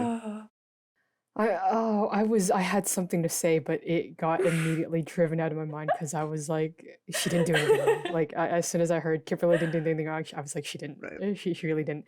I think Sam has talked about this before on his Twitter, but I want to like emphasize that, like, again, this isn't, she did nothing wrong. This is a moment where it's like, no matter what you acknowledge about her, you're not going to win. Like, people are going to hate her anyway. So why not? Like, she did nothing wrong. I'm going to say it. I don't think she did anything wrong at all. And by that, I mean, you know, like, I think every action that she could have taken would have been justified if it were taken by someone who the cast or the bad kids liked. And so it's like back to the point about rage and Ankarna and like the school system. The bad kids never got mad at the right things. We see Adine at the beginning of the year talking about, you know, she has to pay like 2,000 gold for all these strange magical spell components, and other people, they seem to just be born into it, or like they have funding from the family, and she's cut off from her family's estate. She has to work several shifts at like a mall, and this is the 80s, otherwise like she wouldn't have been able to do that to pay for schooling even. We never see that again. We never see Riz get mad at the fact that people are able to get into uni, you know, attend university while he has to work his tail off to get him and his friends into a position that were able to do that. How does Adine solve her problem? She just works shifts. She doesn't change the system. She doesn't say, hey, let's make communal, like, why don't we have classroom funding for kids to do the spell components? They don't get mad at the right things. They get mad at shit. Like, there's someone who is running for student body president who was running before I decided to run as a joke, and she's rightfully mad at me because I swooped in and did something that she didn't expect. Like, why are you, like, it's just so, it's bad. It's just bad. Like, for someone who talks big game about capitalism being, and like capitalism and cops being like the rotting foundations of American society, and you're out here in 80s Americana setting and you're like, yeah, I think I will have a random halfling give a speech about how cops are pigs in a moment that will be immortalized on cups and mugs that will sell on the Dropout store forever. Yeah. And it was a joke because he's not engaging with, you know, like, well, clearly the wizard system isn't fair. Are we going to do anything about it? No, we're gonna kill people. We're not gonna, like, I'm not gonna put my money where my mouth is. We're gonna do vigilante justice against the fucking blackletters. I find the merchandising of that line so sinister to me because one, like, Brennan says that and he's clearly joking. Like, he doesn't mean what he's saying, right? Like, it's true and I believe it, but he doesn't believe it. And it's a joke. And then the cast reacts. They're like, oh, should we trust the cubbies after they said that? And it's just like, and now that this is like popular opinion that actually the cubbies are right after like everything that happened, they decide, oh yeah, we're gonna make merch out of this so we can make money. It's like, sorry, I just find that so insane. I genuinely don't like it. I do think Brennan was anti-cop from the beginning. Brennan has been I have to disagree. Like, Brennan did mean what he said when he said it. But he said it as a joke, you know what I mean? Right. Like, he doesn't engage. But it's an opinion that he holds. Like, he's very much leftist. It's just the way that he goes about it is not, it's not coherent within like I can't, he brings leftist themes into his shows, all right? It's just he absolutely dropped the ball in and this I just specific found context. like that moment just like to me just did not sit right with me, but that's another conversation. I think there is a very neoliberal sensibility that Dimension 20 has, which is very like LA progressive influencer, right? But it's this idea that like, oh, the system is bad, like, you know, we hate it, we love gay people, but it's the, or like we hate like homelessness or the cops. It's but all it's be gay, not- do crimes until someone kills her Right. girlfriend and then pledges herself to a rage god and then kills all her teammates. Like, come literally. on. Right? The system is worthy of Right. ridicule just so long as you don't do anything to disrupt the comfortable lives of the people that are benefiting from it. Right? By the end of the narrative, the bad kids, bringing it back to junior year, by the end of the series, right, by passing the last standard exam and by successfully not taking any rage tokens, you can interpret that as the bad kids winning within this fucked up system. And because they have now won and benefited from it, any desire on Kipperlilly or the Rat Grinders end to change said system, to eliminate that struggle, that need for struggle in the first place, is seen as, you know, morally reprehensible because, well, I mean, it worked for us, so, you know, you shouldn't be complaining about it, you just need to do what we did, which is... I'm genuinely tweaking out about the fact that people are like, oh, Kipperlilly was against affirmative action because she wanted to change the system. And it's like, you realize the system's bad. Like, it's a whole thing that the system is bad, and it's bad, and the bad kids don't like it. But again, it's this thing where people, like, they conflate the sensibilities of the cast or like their personal dislike of a character. They're like, okay, their opinions are bad because I don't like them and everything they stand for. Well, I'm going to be, it's like, I just really don't like that if the cast or the interpreters don't like something. Brennan's going to find a way to justify that. And that's one of the points about his DM style that I'm not a particular fan of, that he will retcon things that he's established because the bad kids insisted on it. And so, well, he's going to reward them for that. Like, Kalina was evil because he told us that the aspect of Cassandra that Kalina is tied to, well, she reflects that. So she was evil when the Nightmare King was evil. So when she's Cassandra again, why is she still bad? Like, what's going on? Because I think it's like, it's good for a home game, but it's just not that fulfilling as a like TV series, as a like a show that is making money. Right. But going back a little bit, like what I really think, like to me, what this season really was about was exactly like systemic, like all the systemic problems of the school system, because we have like exactly what you said, like the money that you need, the like setup that Riz needs to go to university and can't like afford it, because he can't afford it, he's forced to have to work harder. And we have all this stuff about like the actual stress and rage system, where it's like working at like doing school stuff is like genuinely mentally debilitating on these kids. They have levels of exhaustion. They get that rage token at the end that could have like been so dire in the final battle. Like it seemed like all of this was building up to a realization that the school system sucks, and that like and then yeah, exactly, like all the stuff about Kipperlilly and the Rat Grinders being groomed by teachers, right? Like specifically people of authority within the system. It just felt like, oh, they're all going to realize that the system is terrible for everyone, and that the Rat Grinders are victims too, and that the reason why like they were so like, and that Kipperlilly has been failed by Jawbone as a therapist because like the mental illness like clearly was like being fed into by these two teachers. And it's just like the fact that that didn't happen, even though like it was like, I felt like it was leading towards like, and they didn't have to team up and redeem the Rat Grinders. I think that's like, people like to say that is what we're arguing, that we're just upset our favorite characters are evil, but it's just that they didn't engage with these theme at all, like with what they happen to want to set, like what I thought that they were setting up this whole time is that they never engage, like because of like the last stand, right, giving them like, oh, they just pass everything, they are like exactly what you said, Andrew, the winners in the system, that they never actually like, yeah, it's just so bizarre because the system worked. Like they convinced that these people just like had to pull themselves up by the bootstraps, and that everyone who is like suffering because of it, like the rat grinders being victims of it, like they just deserve to die because they didn't get the same like opportunity thing.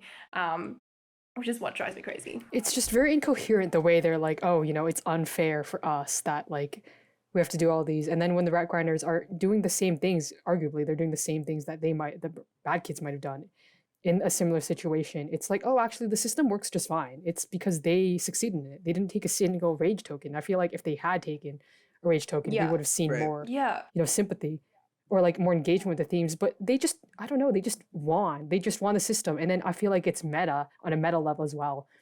Brandon was like, okay, we're not going to change the system. We're not going to talk about something that I set up after all, because you guys did it. You guys won the system. Like it's, I think just... if I'm like taking a step back and looking at the like meta narrative of it, I think part of the reason they maybe didn't address more of the school system stuff is because Brennan made the choice to have Arthur Eggfort be absent from the narrative, as a way to like bring in new NPCs and, have like the specific story he was trying to tell. But Arthur Eggfort is the one that made the entire system what it is. He is theoretically the final boss of tearing everything down in order to rebuild it into something better. And if he's not there, God, then I they hope can't really do that. And that's what in my dream world, we get actually, I don't know if I actually want this anymore, but we get a rat grinder side quest. I don't think it's going to happen anymore. It's not going to happen. I feel like it could have up until episode 18 dropped. And then I was like, oh. Yeah. Yeah. Oh gosh, where was I going with this? Oh, but and then something I wanted to point out when we talk about August, I think you mentioned you mentioned something about how the rat grinders do basically what the bad kids do, but because they're the rat grinders, it's bad, or something along those lines. And it reminded me of the whole thing with the rogue teacher finding Kipperlilly and how that is against the spirit of the rules, when I would argue it is incredibly in the spirit of the rules to sit on a piece of information for long enough to where it will benefit you the most and then acting on it. Right? And Eugenia says that. They would be applauding if the bad kids or Riz found something like that exploit, right? They're like, oh, we don't have to find the rogue teacher. If we find her body, she's gonna find us. Like that's something they would be applauding the bad kids for doing. But because it's Kipperlilly, again, they're like, oh, everything she does is bad. Again, it's like, this is a very clever thing. Like the only reason you're not cheering right now is because, I don't know, you're calling her a cunt on Twitter because you've tied your personality right now into not liking Kipperlilly. And Eugenia says that pretty much to Riz in canon. He's like, when Brennan does the law drop that's like, this is what Kipperlilly did to find Eugenia goes like, and that is exactly like, that is a very rogue, that's a perfect rogue thing for her to do, right? Like this is a school system that is training, like rogues are criminals, like within the D&D world. So to have like, so she's doing exactly what is demanded of her by her class. So to have like, to have that just completely thrown out the window when we get to like the fact that Eugenia and Jawbone and Riz himself at that point says that like Kipperlilly could have been like, was a direct reflection of him and like of like what he could have been if he like went down a different path, if Jason Porter had targeted him instead, if like, he didn't find the bad kids or whatever. Like it's just like such a shame that that never gets touched on in the finale at all. Like we just never hear about it, even despite like all this like canon setup. Like we're not even reading too much into it. Like Eugenia says that. Like it's just such a shame. Yeah. It's honestly, it's very frustrating to talk about because it's really so meta. And like Kipperlilly was right that the bad kids are just favored by the system, but it's not even the system of the school. It's the narrative. It's just the narrative, and people don't want to acknowledge it. Yeah, I Yeah. was sad to me. talking with Mouse. Sorry, this is a bit of a tangent, but I was talking with Mouse about how Kipperlilly as a character is just like so she doesn't know how right she is, right? Like, yeah, she's jealous of Riz's trauma, which is like objectively bad, but there's a lens that you can look at it that she's jealous of like his plot hook, right? That Right. his trauma is like eventually what gives him that adventure because without his dad being killed by Calvaxis, like he wouldn't have gotten like that, like he's been written into the story and therefore he's getting an adventure.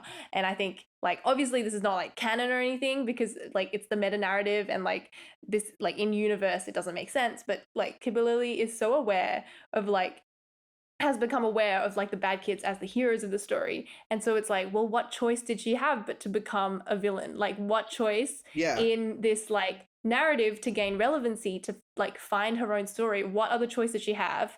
Because she can't be the hero, she's an NPC, then that she had to then to become the villain. Like it's just such a sorry, this is back to Vriska, but like in a narrative, controversy and like villainy is like the best way to like become important. And like you get aspects of this kind of storytelling in Spider-Verse as well, like across the Spider-Verse. It's like that's why the Spot is like demanding himself to be the arch nemesis of the Spider-Man, is because like that's they know that's the only way that they can get yeah to get the story that they want, even if it's not like the perfect heroic story. Like it's just a really fun lens to look at it, even if it's not like it's obviously not canon, it's just a meta narrative. Yeah.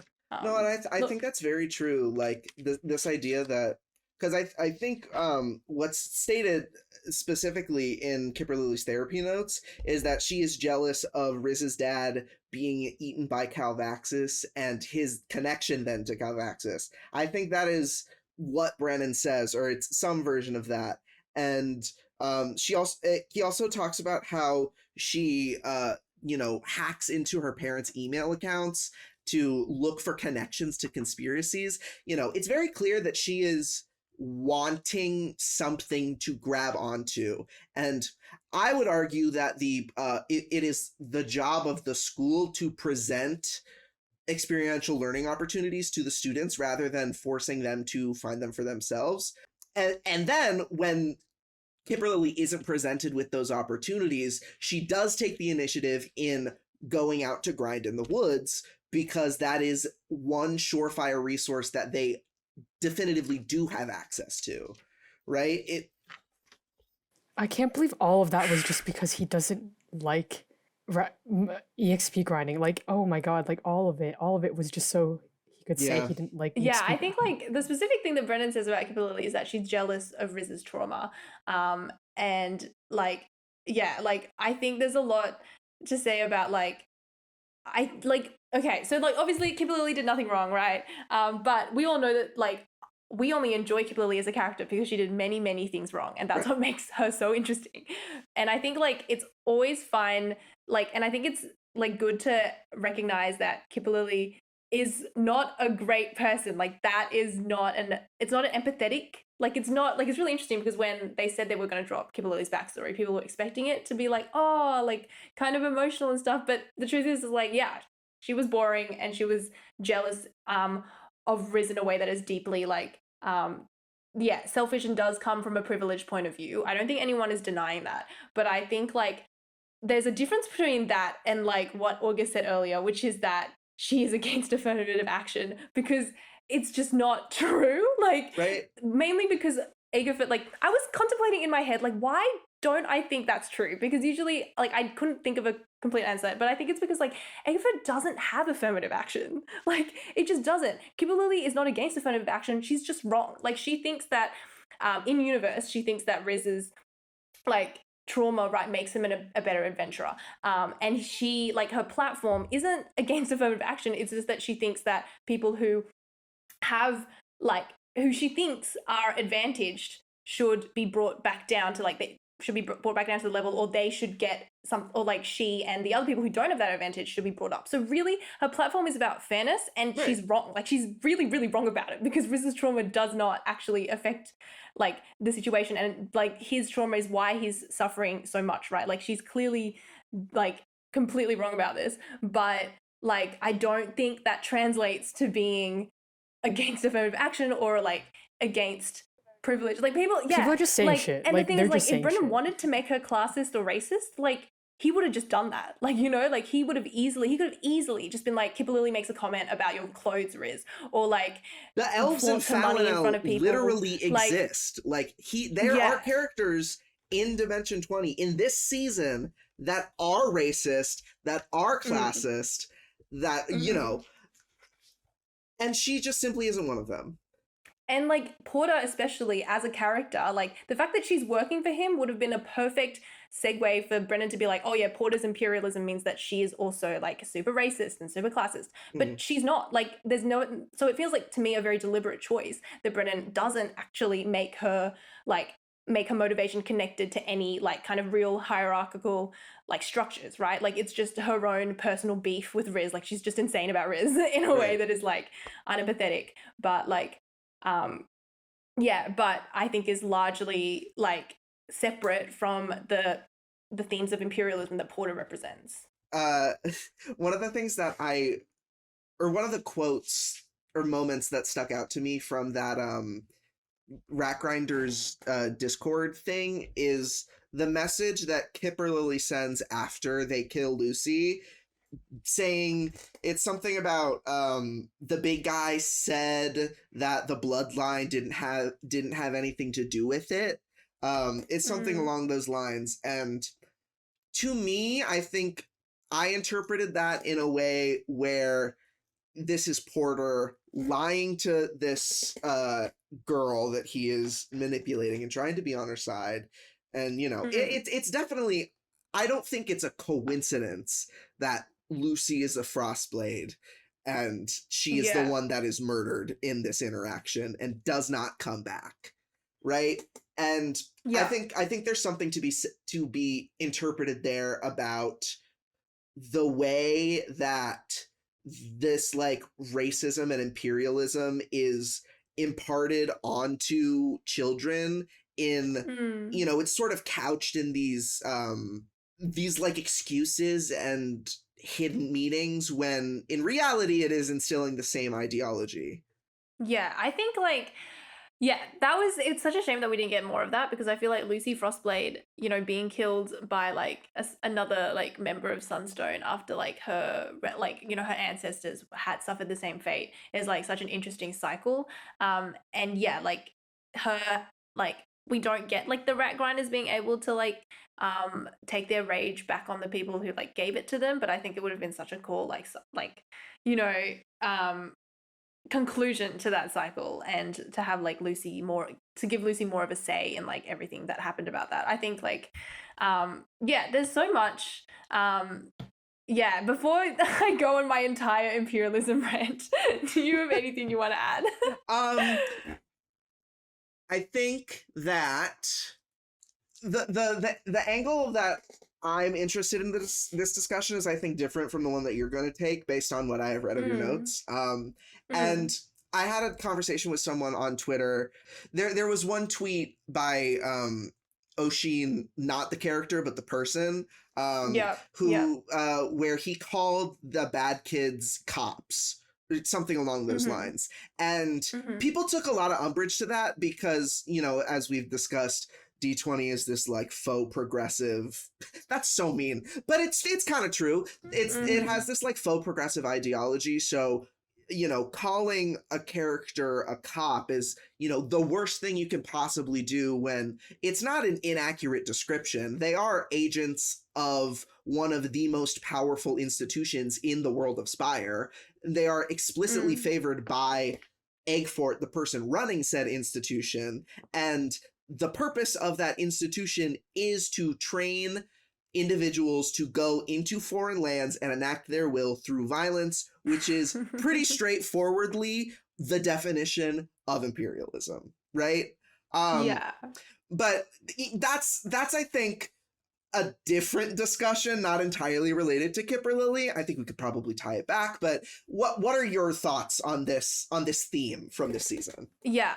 I will add really quickly to what you say, because I think that, because like I know Asheen as well, and I think a lot of people reacted negatively to him calling them cops, and I don't necessarily agree with the word choice, but I don't find it like particularly bad. I think like it's understandable that people don't like when their favorite characters are like like made, like when that analogy is made, and I think Right. some people would think that that is too much, right? Like to like, I know a lot of people just took offense to comparing fictional characters to like such a real world, like to, and like invoking such a real world violent system in that, and I totally get that. But like the actual point that Asheen was making was that like the structure of D&D, like it wasn't about the bad kids at all. It was about Right. D&D and about the nature of Dungeons and Dragons is that like it turns all your enemies into stat blocks that you just have to murder violently. Like that is the nature of the game. It was created as a war game, as a military like combat game. So I think like, and I think that is a very fair criticism, and I think why the ending ends up so like we just lose all the rat grinders interiority in favor of like violence and Right. and like smackdowns and goofs and stuff like that, which I think is like a big part of it. But I understand why people like react strongly to them being called cops or whatever, but I just don't like, I think the point that Asheen is making there is quite clear. When the only tool Yeah. that you have is a hammer, everything becomes a nail. Yes, Ergo, exactly. when Like, the only thing you have to resolve conflict in the system, in the game system, is combat, then it's really hard to try and, you know, maneuver really intense social situations. yeah, and I think the D&D imperialism thing is like a big thing, like and it connects to the point that I want to make about like the fact that I think that Brennan, there is a world where like Fantasy High junior year was fully about the imperialism, right? Like I don't think it is. I don't think Brennan like touches on that enough for it to be like a main theme, but I think like when people call like the rat grinders fascists or imperialists or whatever to like defend the bad kids just killing them, right? I'm like, actually, you know what? I don't disagree with you. The thing is that like they're like in a world where the themes of imperialism are actually explored, there's a lot to say about the rat grinders as metaphors for the radicalization of young kids into fascism, right? Like that is like essentially what is happening. They're being groomed into this like system by an imperialist warlord. And if you want to go into that season and take that out of it, like you can. I think like I've talked about a lot with Kirby Deadeye Sibin on Twitter, who is like who was kind of talked before about how this themes like the season's themes of rage and radicalization and like communities turning against each other is like a strong like it recalls like a lot of imageries of like fascism and radicalization. And I think like I love engaging with that kind of deeper meaning. Like it's why I sort of like headcanon Porter as Japanese. And I can say this because I'm Chinese Malaysian, because Porter to me like represents someone who is like the rising sun imagery, like imperialism, like the fact that Ankana like is drawn with the design of Japanese armor, like that kind of reading really like it works for me, and it is hand in hand with me to like the fact that Porter's relationship with the rat grind is kind of like sexual grooming. Like it's not like, and there's no world where I think it's canon that Porter is like a pedophile, right? But like his relationship with the rat grind is still invokes like certain imageries and certain implications that is in the subtext, even if it's not canon. And I think it's totally fine to like take that out of the text, and to like paraphrase Kirby, it like if you like think about like that as a sort of like added metaphor of the sexual violence of imperialism and patriarchal systems, like it becomes a legitimate like metaphor that I think you can read into.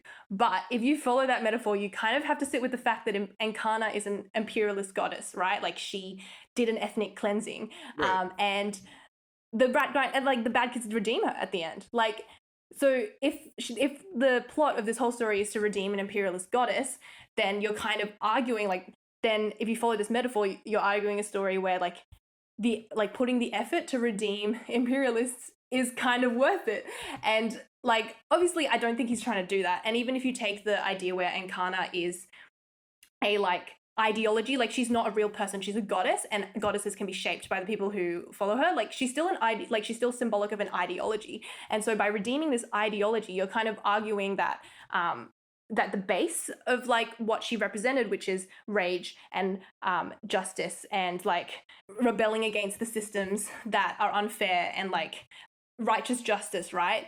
Then you're kind of arguing that that kind of ideology that underlies imperialism, that can be corrupted into imperialism, is worth saving. And I think that that's like, and I do think that's truth. There's truth to that. Like a lot of anger from people who are failed by the capitalist system is funneled and then misdirected at other people who are also failed by the same imperialist system. Like Right. White working class people fucked over by capitalism will blame immigrants for taking their jobs, even when those immigrants are even more so exploited. Like there is value, I think, in people like making an effort to like communicate and educate their like bigoted friends and stuff. And I think that is like a really interesting theme that I don't think D20 explored, but like is almost set up by what they're doing, right? Like it's almost there. And I think if you wanted to read too deeply into it, it kind of could be there. But I also think like that is not like, because it's unintended, and also because that the bad kids never really engage with the rat grinders at all as characters, as groomed teenagers, but they engage with Incarna, it still also is disappointing, even if you were going to interpret it that way, you know? Like, it's Right. not that, right? Like, it's not that the rat grinders being like groomed imperialists or whatever is the issue. It's the fact that they just don't engage with that at all. Like, even if you did believe that, like, even if I did believe that, which I don't think any of this is like canon, it's just subtext. Right. Even if I did believe that, I would still be disappointed, because it just means that we're still not engaging with the themes of the show, which is just my main issue with it. Yeah. Like, yeah, like, I don't know. This is obviously like a very far-fetched interpretation. And again, I don't think it's canon at all, but it is something that I really find interesting, and I think could have been like, and I don't want to like disqualify like people who have that kind of reading, or like I've seen a lot of people like discoursing and saying like, how can you expect the bad kids to like spare like fascists or whatever? And it's like, well, because the whole theme of the show is that they're sparing a giant goddess of fascism. Right. It's not that it's not that I think that the rat grinders aren't like bad for being imperialists or whatever. It's just that like I'm just following like the cohesive themes of the story kind of thing. Like I just don't think anyone who is calling the rat grinders fascists or imperialists or whatever are like engaging with the fact that like engaging with the larger story around that, beyond just like hating that people sympathize with them, you know? Like they're just using that argument to be like, oh, and that's why they deserve to die. And it's like, well, the story itself is kind of arguing that they shouldn't, even if they were, because that's what Incarna's whole shtick is about. Yeah. Anyway, very long rant. I just wanted to say that because it was really interesting to me, and I feel like I've been bottling it up for a while. That's all really interesting, and I think a very valid read. I also wanted to go back for a second to what you said. Not that I want to expand on the child grooming of it all, but I'm reminded of the quote.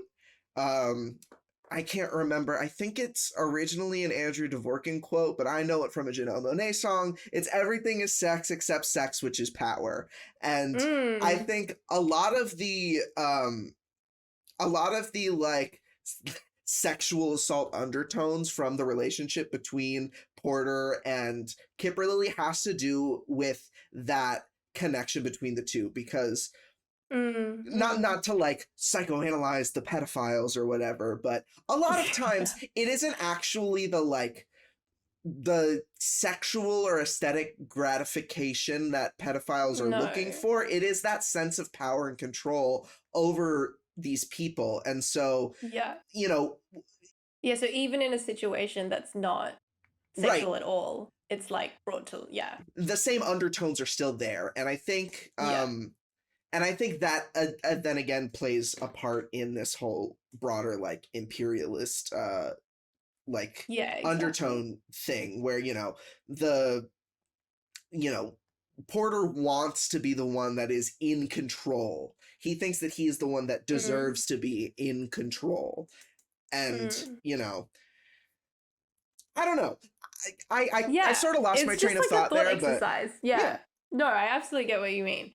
It's just kind of like the thought exercise of it is really fun for me, even if it's not something that's canon to my like personal interpretation of how it works. I just like, it is a reading that I actually do find quite interesting. And like in a world where like Fantasy High Junior Year had cohesive themes, it could have been there, but it's not. So I feel like everyone who's like flinging that as like an excuse of like why it's okay that why everyone who loves Kipperlilly is actually evil and defending fascism is like, okay, but just like think about the whole metaphor through then if you're going to do that, because I have, and it's still disappointing, Right. even if it is really interesting. Yeah.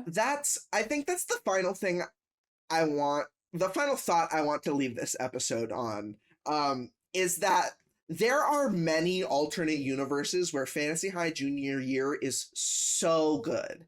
Right? There are universes where the rat grinders get fully redeemed and it ends up being a good season. There are universes where the rat grinders and Kipperlilly are fully explored, made to be irredeemable villains, and then killed and not brought back. Yeah. That would also make for a very satisfying narrative and a good end to the season. The problem is that Junior Year feels so just like hodgepodge, like sticking things together, that whatever thread you latch onto and try to connect to the other parts, none of it ever fully connects. Like there's always going to be some pieces missing from the picture. And I think that's something that people reacting very negatively to our type of criticism will say. They'll say, oh, you just want your favorite characters to be good. And that's not true. Yeah. Like I said, I think it's literally not. I would love if Kipperlilly was an irredeemable bitch and deserved to get killed and sent to hell for eternity. That is honestly way more appealing to me than if she had ended up being redeemed. But that didn't happen. And neither did the other thing. Yeah. But no, that's basically it. And I feel like this episode did turn out with most of us just like talking about our qualms with the season as opposed to like Kipperlilly, but I think they're so interconnected, and I think that Kipperlilly is like, as a character, like you can't really talk about her as a character without talking about the way her character was treated by the narrative. So it's like, definitely. That's just how it was always going to be. So much to say, so much more to say, but happy to leave it there. Yeah. Obviously we didn't get to everything, but this is going to be the end of our discussion, at least for now. Maybe we'll do a part 2. Who knows? It's been so long. It has been truly a very long time. Sam, is there anything that you'd like to plug here at the end of the episode? Like I'm currently running a whole bunch of things for Dimension 20 fandom. Most important of all is the D20 Artists for Palestine. Actually, by the time this goes up, it may be coming to a close because we're currently we're taking a pause for D20 Zine Jam, which happens in July, and we're going to put all the proceeds for D20 Zine Jam to Palestine as well, but it just means that while we're focused on that, we just won't have time to also run D20 AFP. But so I guess whenever this comes up, whatever's time left is before July, that's all that's left for you guys to commission these fantastic artists. So really for that last push, if there's any left, because truly like the artist slots have been like almost all taken up. Like if that's still running and that's still going, please go check that out. But yes, the 20 Zine Jam is the next event that's happening. So it's basically just a month where everyone makes as many like zines as they can and as they want to. It's a bit of a challenge, and then at the end we put a giant bundle up on Itch and we open that up for charity. So it's pay what you want, so you can get it for free if you like, but if you'd like to donate amounts to charity, you can do that as well for like in return for like last time I think we had like 40 zines or something, like a whole bunch. But after D20 Zine Jam, I'm planning to have D20 AFP continue, so it won't be the last you'll see of it, but it'll just be like a brief pause because I can only do so much. But then and we're expecting writers for Palestine and possibly editors for Palestine. Don't count my word for it because it depends. I don't have very much experience in editing, but so we're hoping to have D20 AFP come back after Zine Jam bigger and better. So yes, those are the two main things that are currently going on. Awesome. Nothing to plug. I'm just gonna be helping Sam and Eves out with these. Do either of you want to plug your socials here, or would you Yes. rather not? Yeah, I figured. I don't personally. No, I'm follow good. me for my great takes. I'm Kindlestuck on Twitter and Kindlespark on Tumblr. Yes, that's Kindlestuck Homestuck, and then Kindle Flame Kindle. I don't know. I just make art sometimes. That's it. I have opinions. Yeah. Watch Clone Wars 2003. The animation's good. That's Love what I that. have to plug. As for me, as always, I'm gonna be putting some funds or links to funds in the description. If you have any disposable income to donate. These are mutual aid that are directly benefiting people in Palestine, Sudan, and the Congo to escape the genocides happening in those areas. As for my social medias, you can follow me pretty much everywhere at Andrew D. That's the at symbol, AT, Andrew D.